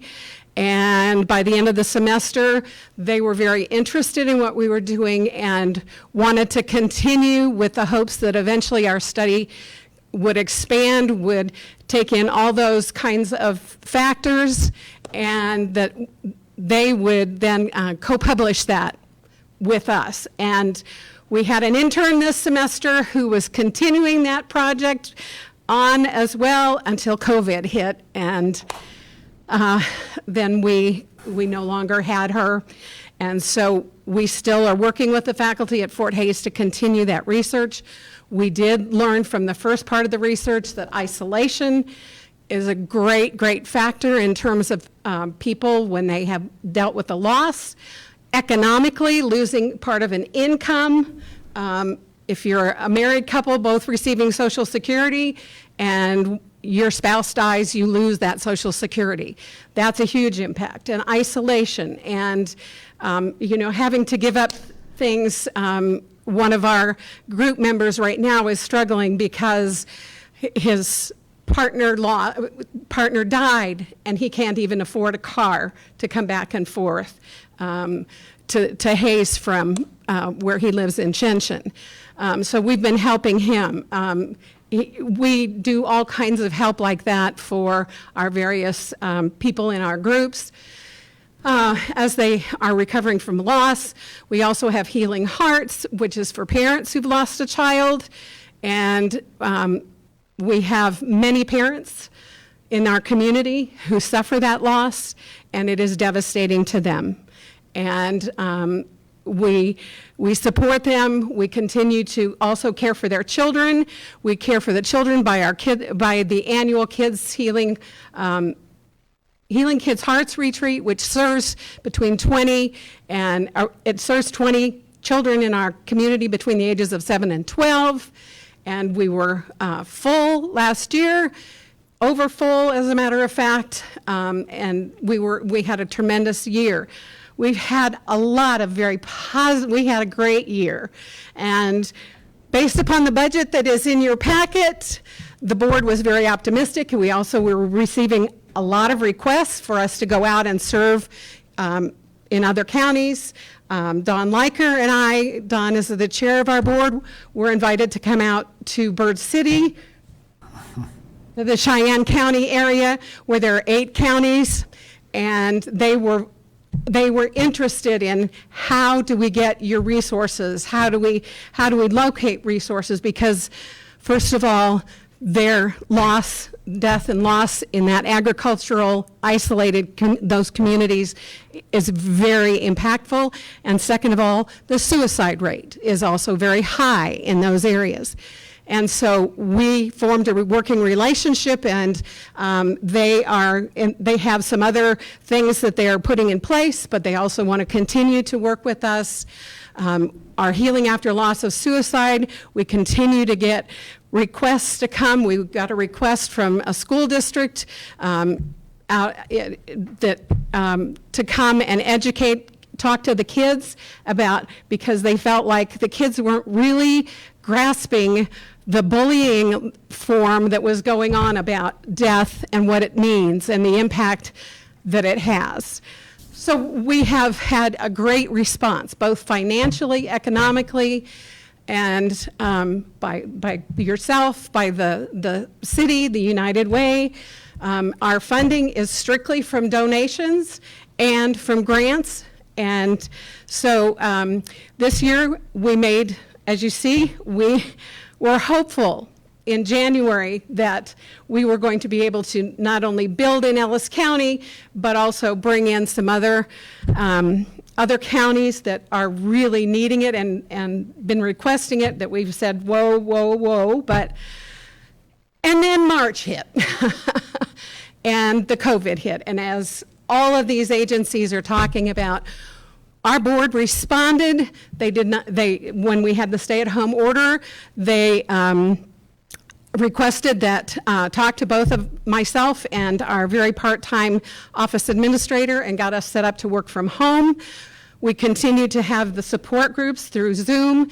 As some of you have indicated, Zoom, especially for older people, is a little overwhelming, and they are starting to respond well to that virtual engagement, and we decided to continue through June to see where we would be going, and we hope, in conversation that we hope to have with Jason Kennedy and with the board, we hope that in July we'll get back to meeting in person, because they really miss it. It's that getting out of their homes, it's seeing other people, it's talking to other people. And so we did our very best to keep our services going, and we still are. We're still working from home with part-time in the offices, and we hope in July we can do that. So what I am sharing with you is we've had some really good news. Then, as everybody knows, the COVID hit, and our funding has not been, we have been turned down by 4 grants that we have written, to 4 major grants that we have written already this year, because a lot of that money is going to COVID, and and our other donations from individuals, which was about 25% of our budget, has not been there yet. We have done some fundraising drives, and we will be doing more of those. But as you see in the letter that I wrote to you, we're requesting, you gave us $1,700, I believe, last year, and we're requesting $1,500 this year. Excuse me. We know what the situation is with our budgeting, but we are sure asking for your support, and we're also asking for with the COVID, every time I live close to Canterbury, and when I'm going back and forth, it breaks my heart to see people standing outside of the nursing homes, communicating with their loved ones and not being there to say goodbye. And we average somewhere, because Ellis County's stats are not current, but as close as I can come extrapolating, we average about 200 or two more deaths in Ellis County each year.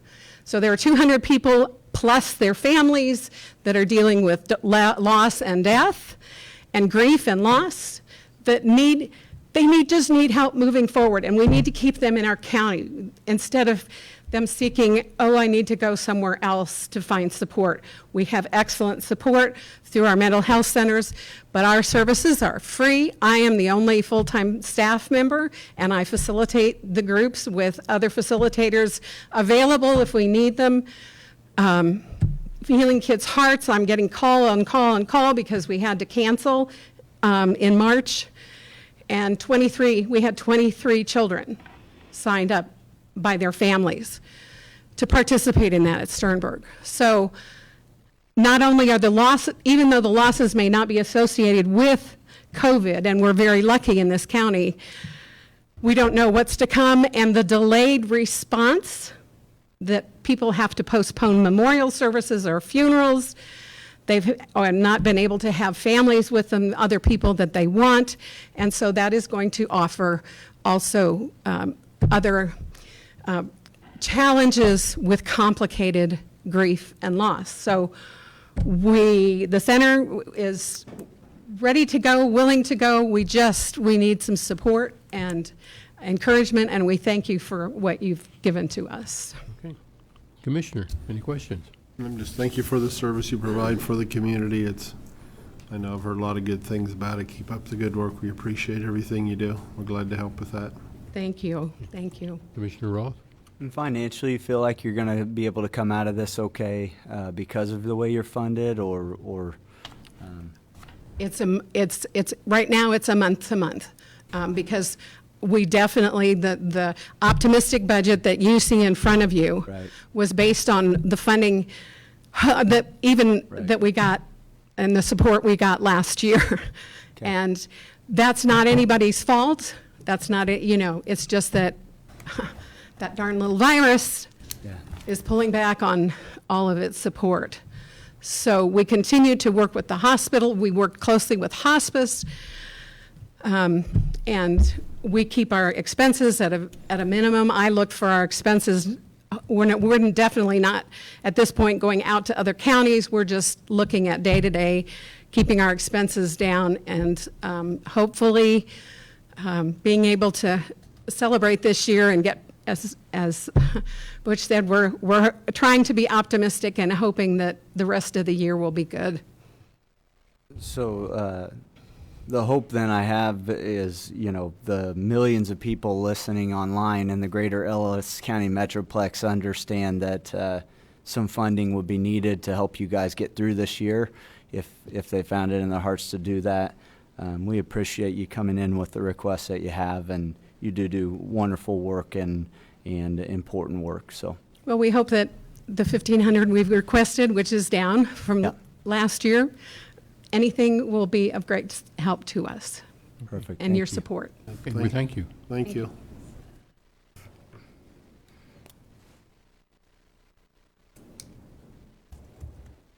Billions?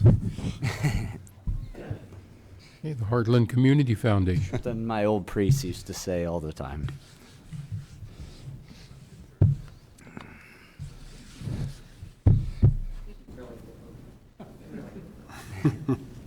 Good evening, Commissioners. Sandy Jacobs with Heartland Community Foundation. I'm the Executive Director and only employee.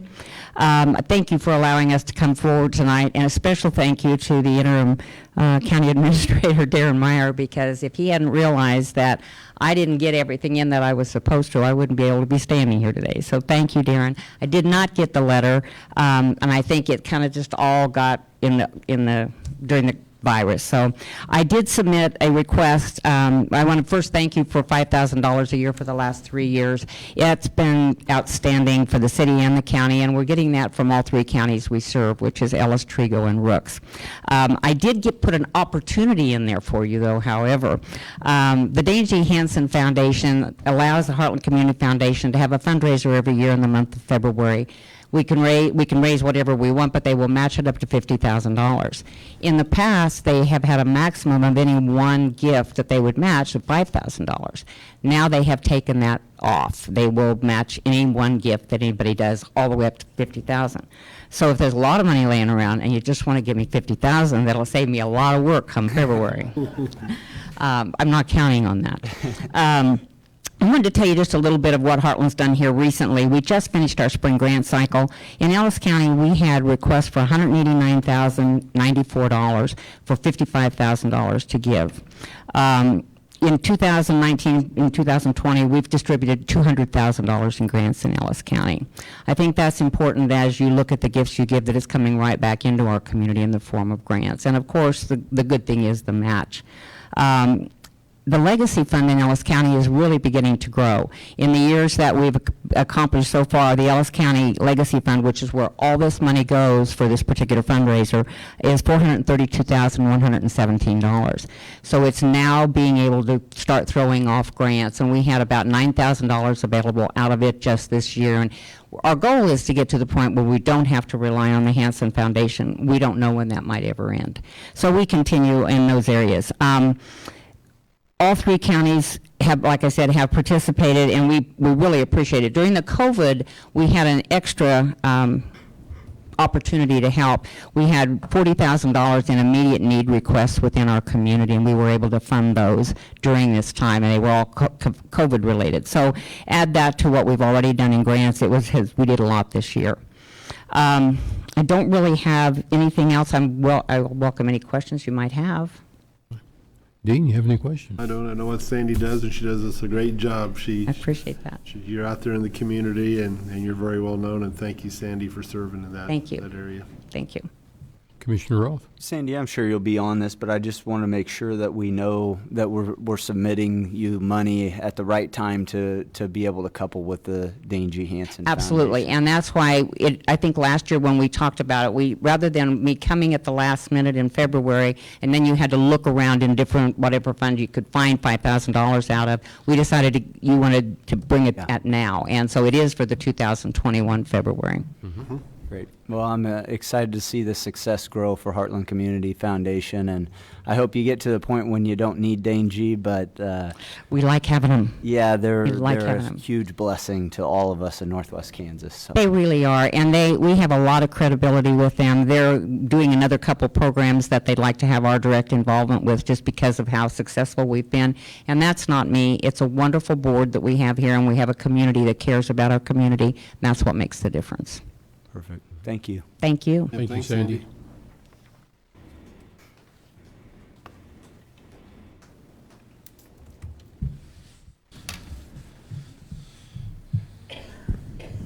Mike, you only have to do that 10 more times.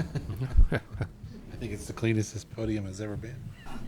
Okay, then options, domestic and sexual violent services.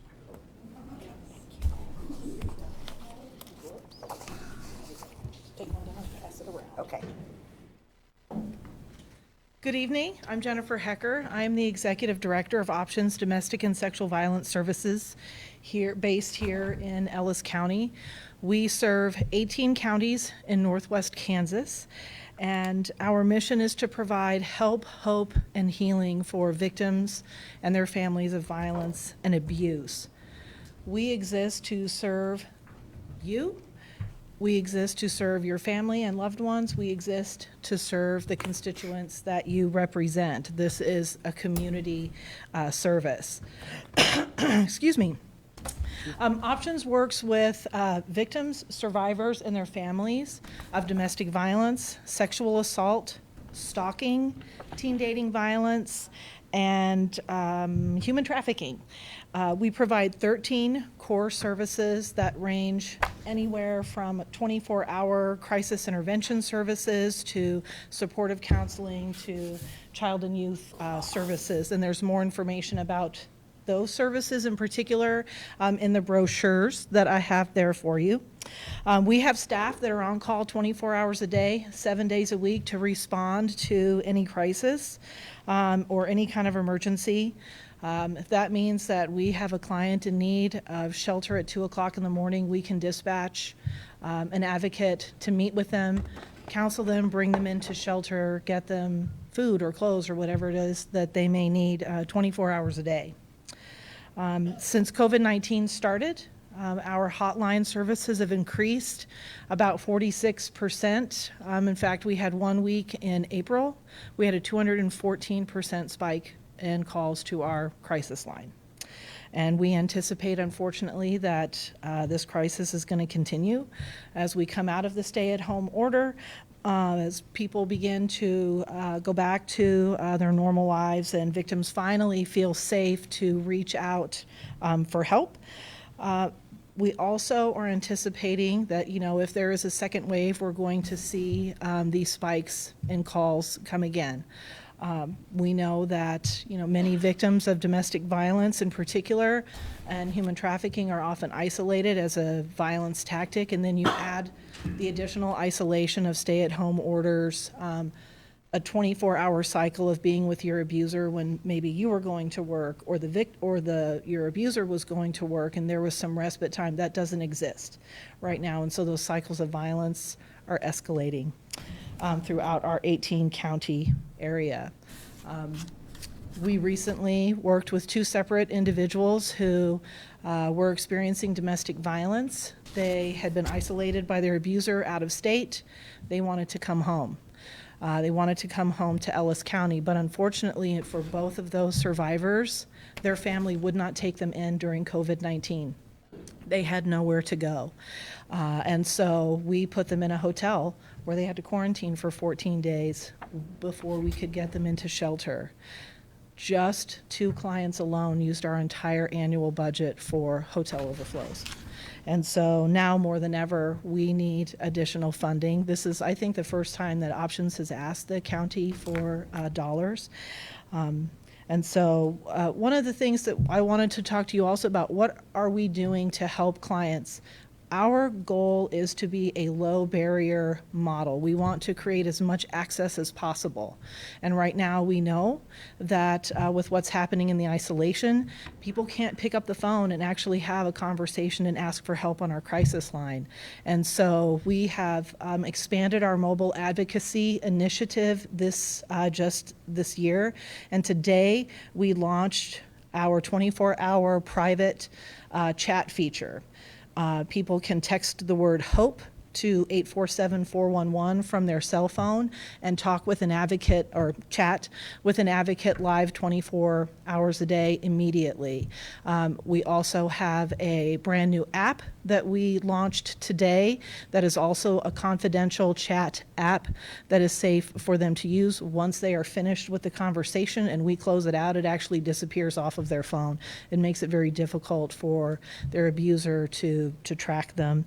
And then we also have, also launched today, our live chat app on our Facebook page and our website. And so there are now 4 new ways that people can access services and counseling 24 hours a day, 7 days a week. And Options, I'm very excited to know that we are the first and only domestic and sexual violence program to offer this service in the entire state of Kansas. And so more than ever, people are going to be looking to the services that they can continue to access. We want to be a rapid response program. We don't want someone waiting for hours and hours for someone to get back to them. So we're also getting ready to launch our Safe Bar initiative. We had to put a pin in that, like everybody with COVID-19. Our Safe Bar initiative was created to reduce alcohol-facilitated sexual assault.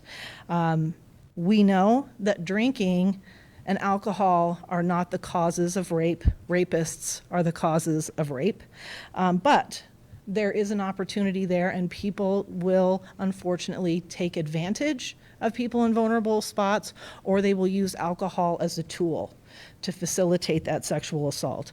We know that bar owners want their patrons to be safe. In our community, we need places for people to go and celebrate with one another, successes, to be with family, to be with friends, and bar owners want that to be safe as well.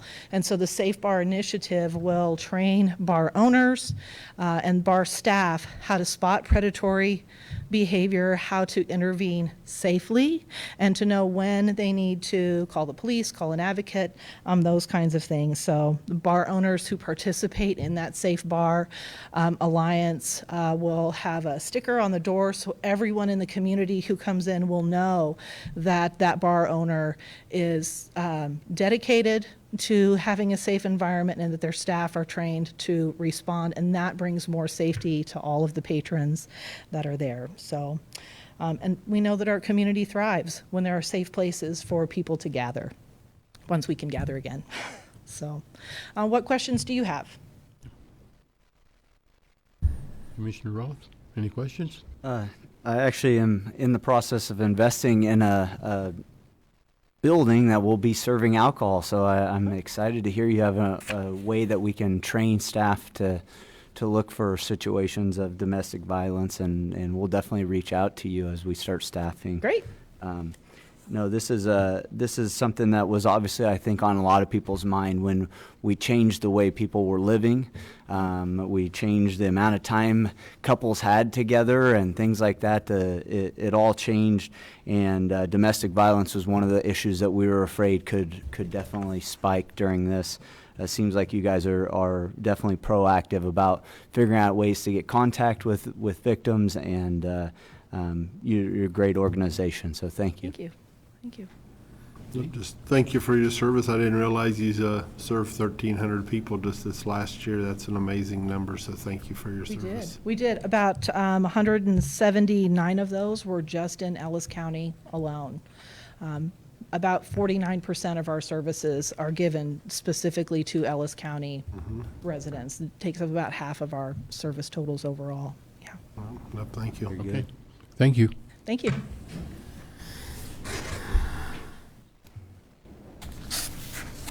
You guys want to take a break or anything? Are you doing good? Yeah, we're doing fine. You only got, what, 2 items left, really? Yeah, only a couple items. Okay, next we have the Ellis County Road Priorities. Bill Ring.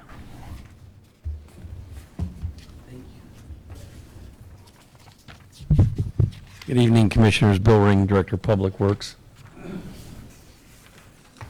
Before you tonight, as an agenda item, we've put together a listing of road priorities. We've talked about this extensively over the past few months, and with the sales tax, you wanted some more information on the possibility of how to bond out the money. So I worked with the county administrator this past week to try to come up with an overall suggestion of both the needs and somewhat of a priority of how we feel that we have to address this, because we have just like everyone that's presented tonight, we have a large need, and we know we don't have the funding that it takes right now, but we do need to keep the infrastructure in place if at all possible. And unfortunately, when I talk about my infrastructure, it's extremely costly. It's the way it is. Asphalt, paving, concrete. It's just we just run a rather large construction company. So, that being said, is that what you were asking for? I mean, is that the detail that you requested? My opinion it is, Bill, I'd like to go out and look at some of these projects before we really, I want to go out and review these again before we start making decisions on them, but I know, some of them are definite or need to be, the deck up north on the Saline River, I mean, that's a must, that's got to happen. Some of these other ones, I guess I'd like to go back and review again. And Cathedral through Victoria, we're gonna have to do that. I mean, that's a must. Well, in talking with the county administrator, and Darren, you can jump in at any time, one of the things that he and I discussed was when we do a bond, we do have to implement that fairly quickly, at least to get it started. So he and I talked about that if we took, and again, round numbers right now, but if we took 2 million if we do go for a $5.5 million bond, if we took 2 and we plugged it towards the Northwest Business Corridor, we've solved a whole lot of problems to get started. We've committed the money, we've got plenty of time, and we have the time down the road to look deeper into the rest of the projects. The other thing that would do is, right now my road fund has not much dollars left in it, because roughly 1.7 million is tied up, pledged to the original commitment we made to the Northwest Business Corridor. So what that would do for me on the local level is all of a sudden would unhandcuff that money, and I could also do other things that we've been holding off on. Okay. Along with, if we use the 2, we bond out 5, we'd have roughly 3.5 left. So I would still have almost, probably 4.6, 4.7 to be able to keep pumping into the rest of the infrastructure. We do believe that committing the money to Cathedral in Victoria is a must. We know that's been sort of backburnered, but it's also, we're working with the city of Victoria because they have to get their infrastructure that they received the grant for their water lines to be taken care of first. But we don't want to let that fall, we want to keep that in the forefront. And then as we go deeper into some of these, I've spent a lot of time with the various engineers that we work with. And in conversation this past week, one thing that was brought up that I hadn't really looked into, and again, it's going to be I think somewhat of a joint decision. When I had him, we sat and talked about the bridge at the Yosemite elevator, one that's on Noose Road there. And he agreed it definitely needs something. But his comment was, and he wasn't, because he's not trying to sell us at this time, he's working for us to come up with some solutions. Do we put $500,000 in a 90-year-old bridge that's too narrow and is one of the heaviest traveled bridges in the county going into the Yosemite elevator? So I mean, and it was a good thought that he brought up. So I mean, as we go through this, those are other considerations. If we look towards, Commissioner Roth, you were talking about, trying to build the infrastructure in the county for the next 10, 15, 20 years, we do need to consider those things. Right. And then the options, I met with a different engineer to discuss the continuation of, if we were to go west from the Northwest Business Corridor, okay? Again, engineering estimates, just, Right. talking, trying to come up with numbers to share with you, that's 2.5 miles, okay? We can go 1 million, we can go 2 million, depending on, first of all, we're gonna have to get, coring samples that look at the geology underneath it, et cetera. Then what kind of road do we want to put in there? If they're talking about increasing the cattle facility out there, that puts a heck of a beating with all those semis on a road. Do we put a 6-inch base in with 9 inches of asphalt material? We go a 5 and an 8. There's all these do we go with a 22-foot top width? Do we go 24? So we have to look at all those variables as we work through this, which again goes back to what I think Darren and I talked about. If we go with the bond and we get it committed on that, we'll have time to work through these. and then get a real feel for how much it's actually going to cost. Because they all told me the same thing. It's the same thing that I knew and I've expressed with you guys. We won't know till we open bids. I mean, that's the bottom line. Right. But at the same time, depending on when we put the bids out, what's the economy doing? Are people employed or are they unemployed? All those things come to play. How deep do we have to do, what background do we have to go through to figure out how we bid the job out? As far as like environmental concerns, geological concerns, what we actually have, the choices that you may want to look at. Well, I think now that we have a list, Bill, we can definitely kind of study this further and kind of pick our top, but I mean, first we have to secure a bond, so we need to get that moving forward first, so we can keep moving forward.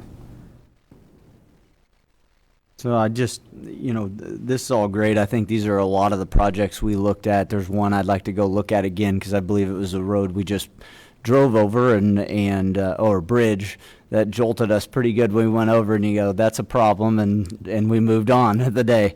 So I want to go double check that, kind of look at that kind of thing. The big question marks in here are the potential work with the city of Hayes, and if the city of Hayes is willing to help and be a part of these projects, especially in the extraterritorial jurisdiction area. Specifically the 48th Street project. I know there's a lot of traffic that even comes in onto Hall Street from that could be a potential add-on to that project, but also the potential for us to have the city of Hayes look at a nice road that they could annex as opposed to a road that is just heavily traveled and beat to death, So, and we've discussed that. They already own half of 48th. They don't own any of the other, but, I think, I know in the meeting that I went to when we discussed them coming on with the Northwest Business Corridor funding, the answer was not no.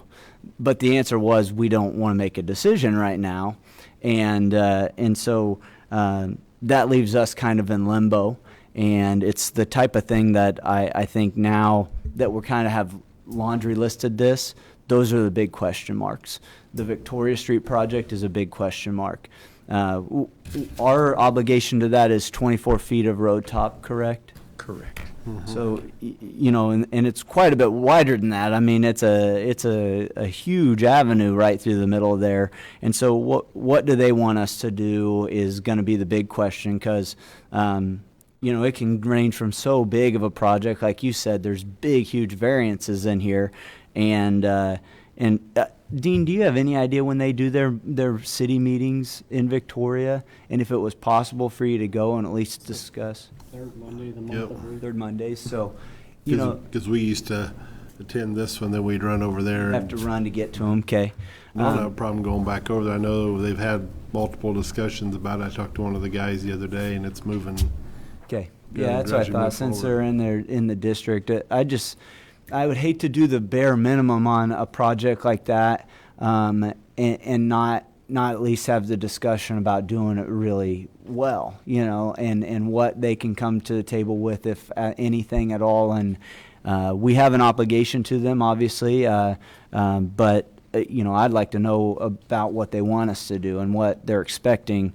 That way we don't disappoint them, but also we don't spend exorbitant amount of money and it's not necessarily what they need or want. 24 feet of it's ours. I think it was 36 feet curb to curb. Or is it more It's than almost that? 40. We call it 40. It's all right. We got 24 down the center. We got 2 8-footers, same as we Gotcha. have on Washington when Okay. we did that. I mean, when we get down to the actual square footage, we'll calculate it. Right. But the base principle is that we have a 40-foot right of way. We have a 24-foot obligation that leaves them 2 8-foot parking strips or whatever. Well, I think if, I imagine we do want to keep an eye on the rates. The rates have been, low and incredibly good. So I don't have any problem with the bond. I think that the important thing is that we at least ask the cities if they can help us in the process of making the decision about how much we're going to bond. Because we want to take care of them, we want to make sure that we're not spending more money than is absolutely necessary, so that we can, at some point during this sales tax revenue model, be able to throw some unencumbered cash into the bank in order to keep us safe at the end of the road from the sales taxes. But these are all great projects. The other question I had is, we had talked a little bit about bridge projects and the idea of one in, one out type of things where we can have some incentive. I know you said that didn't exist, where you got rid of a bridge and you got some funding. We're hoping, we're following, again, that was part of the meeting I had last week. Cool. With the different bridge programs. And I mean, I just put this out there. I think that we need to march forward with a bond. We know what we can do to get it started, and then we can decide the rest before the bond market goes back up.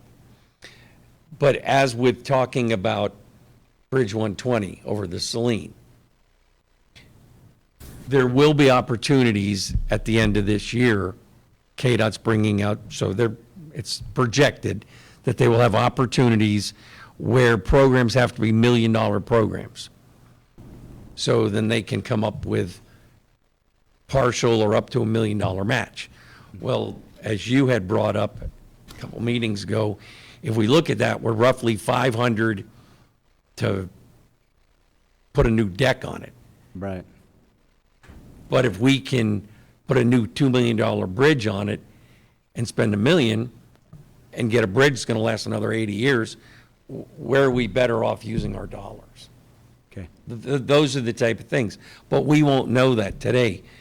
But we can keep looking as we get closer to all these. I mean, every opportunity that KDOT presents, we apply for. Okay. But it's just waiting to see. And what you were referring to is they had that bridge swap out program.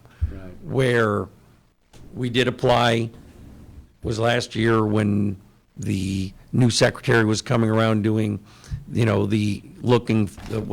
they call their forward program. We did apply for that. We weren't selected. Okay. There's usually 3 times as many apps for a bridge project as there are dollars available. Great. But we will, again, when that comes up, look at that. But it's just like, and I will do it because it'll be coming up soon, what we call the Cottonwood Bridge in Ellis.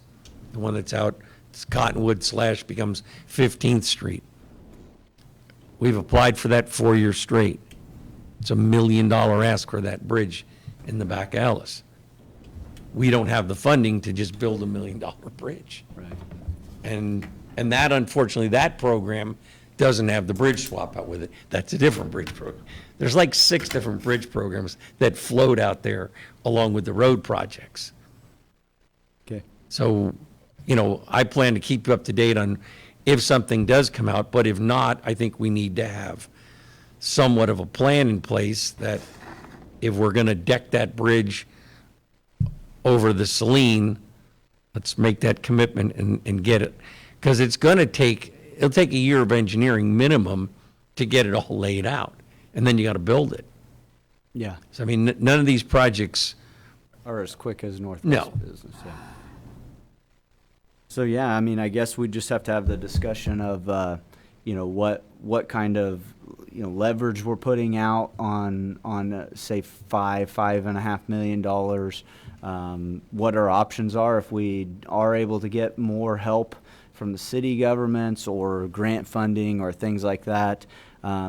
As Bill will attest, you can spend that money pretty easy in Ellis County and not do a ton, but this looks like a good start to a list, and maybe as we look into it and we do get help and funding, attack some of these other issues that we have going on. We could simply expand the project list. Yep. Absolutely. And also be able to see if problems arise. I think you showed me a picture of a hole in a road today. This is a common problem, but with the amount of water we got in the last 2 years, he stuck a traffic cone in there and you could barely see the top. So it takes some work, but you know, I think that should be the discussion going forward. I'm happy to talk about a bond. I think at least we got a good laundry list at the start. And I really like the idea that it frees up some cash from originally what we had tried to commit towards the Northwest Business Corridor. Right, and it was very important that we committed that money. Oh, yeah. Or we wouldn't have been able. Oh, yeah. You know, and that's the only place we had to pigeonhole that money for right now. But if we can in fact free it up right away, as we go forward, if there's smaller projects, whether it's a joint project with one of the local cities, if it's with Shenshin or whatever, but I mean, if it's a $300,000 project that I can come to you and say, look, we still got that, the road fund is back intact. Here's the scenario I've got. I'd like to get this, you know, bidded out as quick as possible. So, or we're going to do it so that you know we're going to spend that money. Right. But we have it. We will have the cash there to be able to use as needed. Great. Because it's all allocated just for roads or bridges. You know, Right. Repairs are new. So I think that's important that we kind of roll it back that way now that we have a potential way to do it. Well, I think this will be a good start to the next 10, 20 years of infrastructure for Ellis County and a big start with the Northwest Business Corridor project. So I appreciate the list and having at least an idea of some preliminary numbers and in total costs and stuff. So. Okay. Anything else? Nothing. Okay. Can I add? Yes. Just some things for the commission to consider that staff and Bill and I have talked about. A couple things that the commission needs to think about, and not necessarily make a decision tonight, but just some comments that I heard you had said. The bond, if you remember when Larry came up about a month ago, their rates that they were reporting at that time were about 1.4, and they excellent. I believe is what he said. They were good rates at that time. As of this morning, about 6:30, they sent me an email, 0.836. So the time is getting I think that we need to move forward pursue. on it. I think we need to move forward. Yeah, needs to happen. The thing to consider is just because we do a $5-6 million bond, whatever that figure could be, it doesn't mean that we have to say these 7 projects are the ones that we're going to do. The It just funding means that becomes within a certain amount of time, we have to obligate a certain percentage of that bond out, which can be done very easily with the Northwest Business Corridor or some other of these small projects. And you have to hit a benchmark. I don't remember what the exact percentages were. I looked it up for Bill the other day, but just, yes, we're going to have to spend money, but if you take out a bond, getting it at the right timing for the lowest rate possible is key. And if 1.4% was great back then, we're on a downhill trend, and actually a one-day change, it's actually went back up a little bit. So it may be fluctuating, coming back up on the other end. So it's the commission's decision, but I would almost suggest that we try to get him back up here to start pursuing that, going to the next steps. Get it done. I would say if he can get here right away, next week is fine, to start making some decisions and putting out that bond. That's kind of the easier part. The other that I need to point out, and Bill and I have had a pretty good extension of this, and I don't know if we actually put it in the commission agenda packet, but this is just 7 projects, about $5-6 million that we're looking at. One of the 3 of you said it. There's 7 more projects that another $5-6 million bond could be put at. So one thing I know that weighs heavy on the commission is that mill levy, and wanting to hold it strong or keep it flat. If we don't increase that mill levy, you're losing $250,000 a year for the next 10 years, because I guarantee you the next commission, whether it's the 3 of you or another, ain't going to say, well, it's double what we lost the year before and raise it to $500,000 that following year. The tax lid don't allow it, and it's not looking to go away anytime soon. But $250,000 a year over 10 years is $2.5 million. One of those projects that we left out can cover that completely. I know there are several other large projects that the commission is aware of. The HVAC in this building, the HVAC at the LEC went out yesterday. We have the Catherine Blacktop that's going to be a multi-million-dollar or Cathedral Catherine Blacktop's multi-million-dollar project. I know it's nice to be able to keep that mill levy down, especially in the times and the economics that we are. But the best interest of the county is to be able to continue to raise that mill levy up, because if we commit a $5 to $6 million bond and the mill levy isn't raised, we know where our budget sits at today. There is no money going to public works for any of these other projects that need to be done. And I know that's tough, but that's the harsh reality. In 10 years from now, we could be sitting here, the exact same discussion, begging and pleading for another sales tax so we can do another $5 million bond and not being able to increase that. So that's just a perspective that Bill and I have talked about and feel strongly on, that we just wanted to pursue that to the commission. I know you're aware of it, but that is the black and white picture of it, that if we don't continue that trend to be able to put money back into Fund 78, there's no money to do any of those projects. So I just wanted to speak a little piece on that for the commission. Appreciate it. The commitment numbers that Darren shared with me the other day, on a 10-year bond, 5% has to be committed in 6 months. Okay. Which is why I'm saying if we committed $2 million, we've just committed 40%. So we're 85% must be committed in 3 years, and 100% must be completed in 5 years. So we're 6 months, 3 years, 5 years. Project completed, correct. Basically, yeah. I mean, at least so that it's, because that's how the bond is set up. Okay. Okay. Okay. So it gives you kind of the time frame.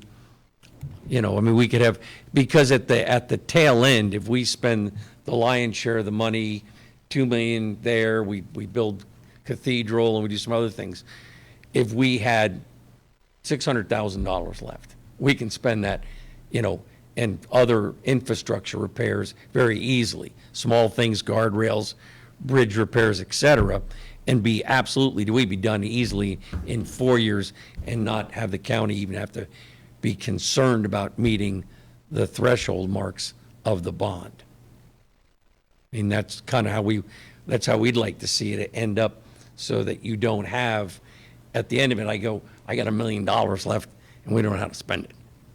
We'd rather have it, get the big projects rolling, and whatever is left at the tail end, we just can, if we had a 48th Street, that's a roughly $150,000 paving project. So we could do it, if we had to do a road like that, a short section here, or if we had to do something with 55th Street because of the increased truck traffic. Okay. Thank you, Bill. And as far as the business corridor, we are ahead of schedule. Good. Which is good news. KDOT's in the review process. We had a conference call last week. We won't have one tomorrow, so we'll keep you posted. Okay. Okay, moving on. Fireworks resolution, Darren. Well, I'm sure this will be a quick one for the night, but in 2018, the commission passed a resolution that banned the use of discharge of fireworks as well as the sale of fireworks in the county. However, the commission has the right each year to reconsider that resolution and lift the ban for a certain amount of days so that the residents could blow stuff up, so to speak. My recommendation to the commission, if the commission would allow people to blow stuff up, July 2nd, 3rd, and 4th, between the hours of 10 a.m. to 11 p.m., which would coincide with the same hours as the city of Hayes, to help eliminate any confusion and any enforcement. Ellis and Victoria are a little different, but that is brought to the commission each year. I actually forgot last week to bring it, but please. And if you want to proceed, just need a motion to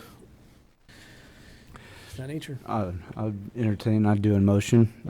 Sure. I move per resolution 2018-05 to relax the discharge portion of this resolution in the unincorporated areas of Ellis County on July 2nd, 3rd, and 4th from the hours between 10 a.m. and 11 p.m. Second. We have a motion and a second. Any further discussion? All in favor say aye. Aye. Motion passes 3-0. County Administrator report. Darren. I have none. Okay. County Commission reports. I have done. Okay. Commissioner Ross. None from me. I think we've talked enough tonight, it feels And like. I have no report. So the meeting will be adjourned tonight at 7:48.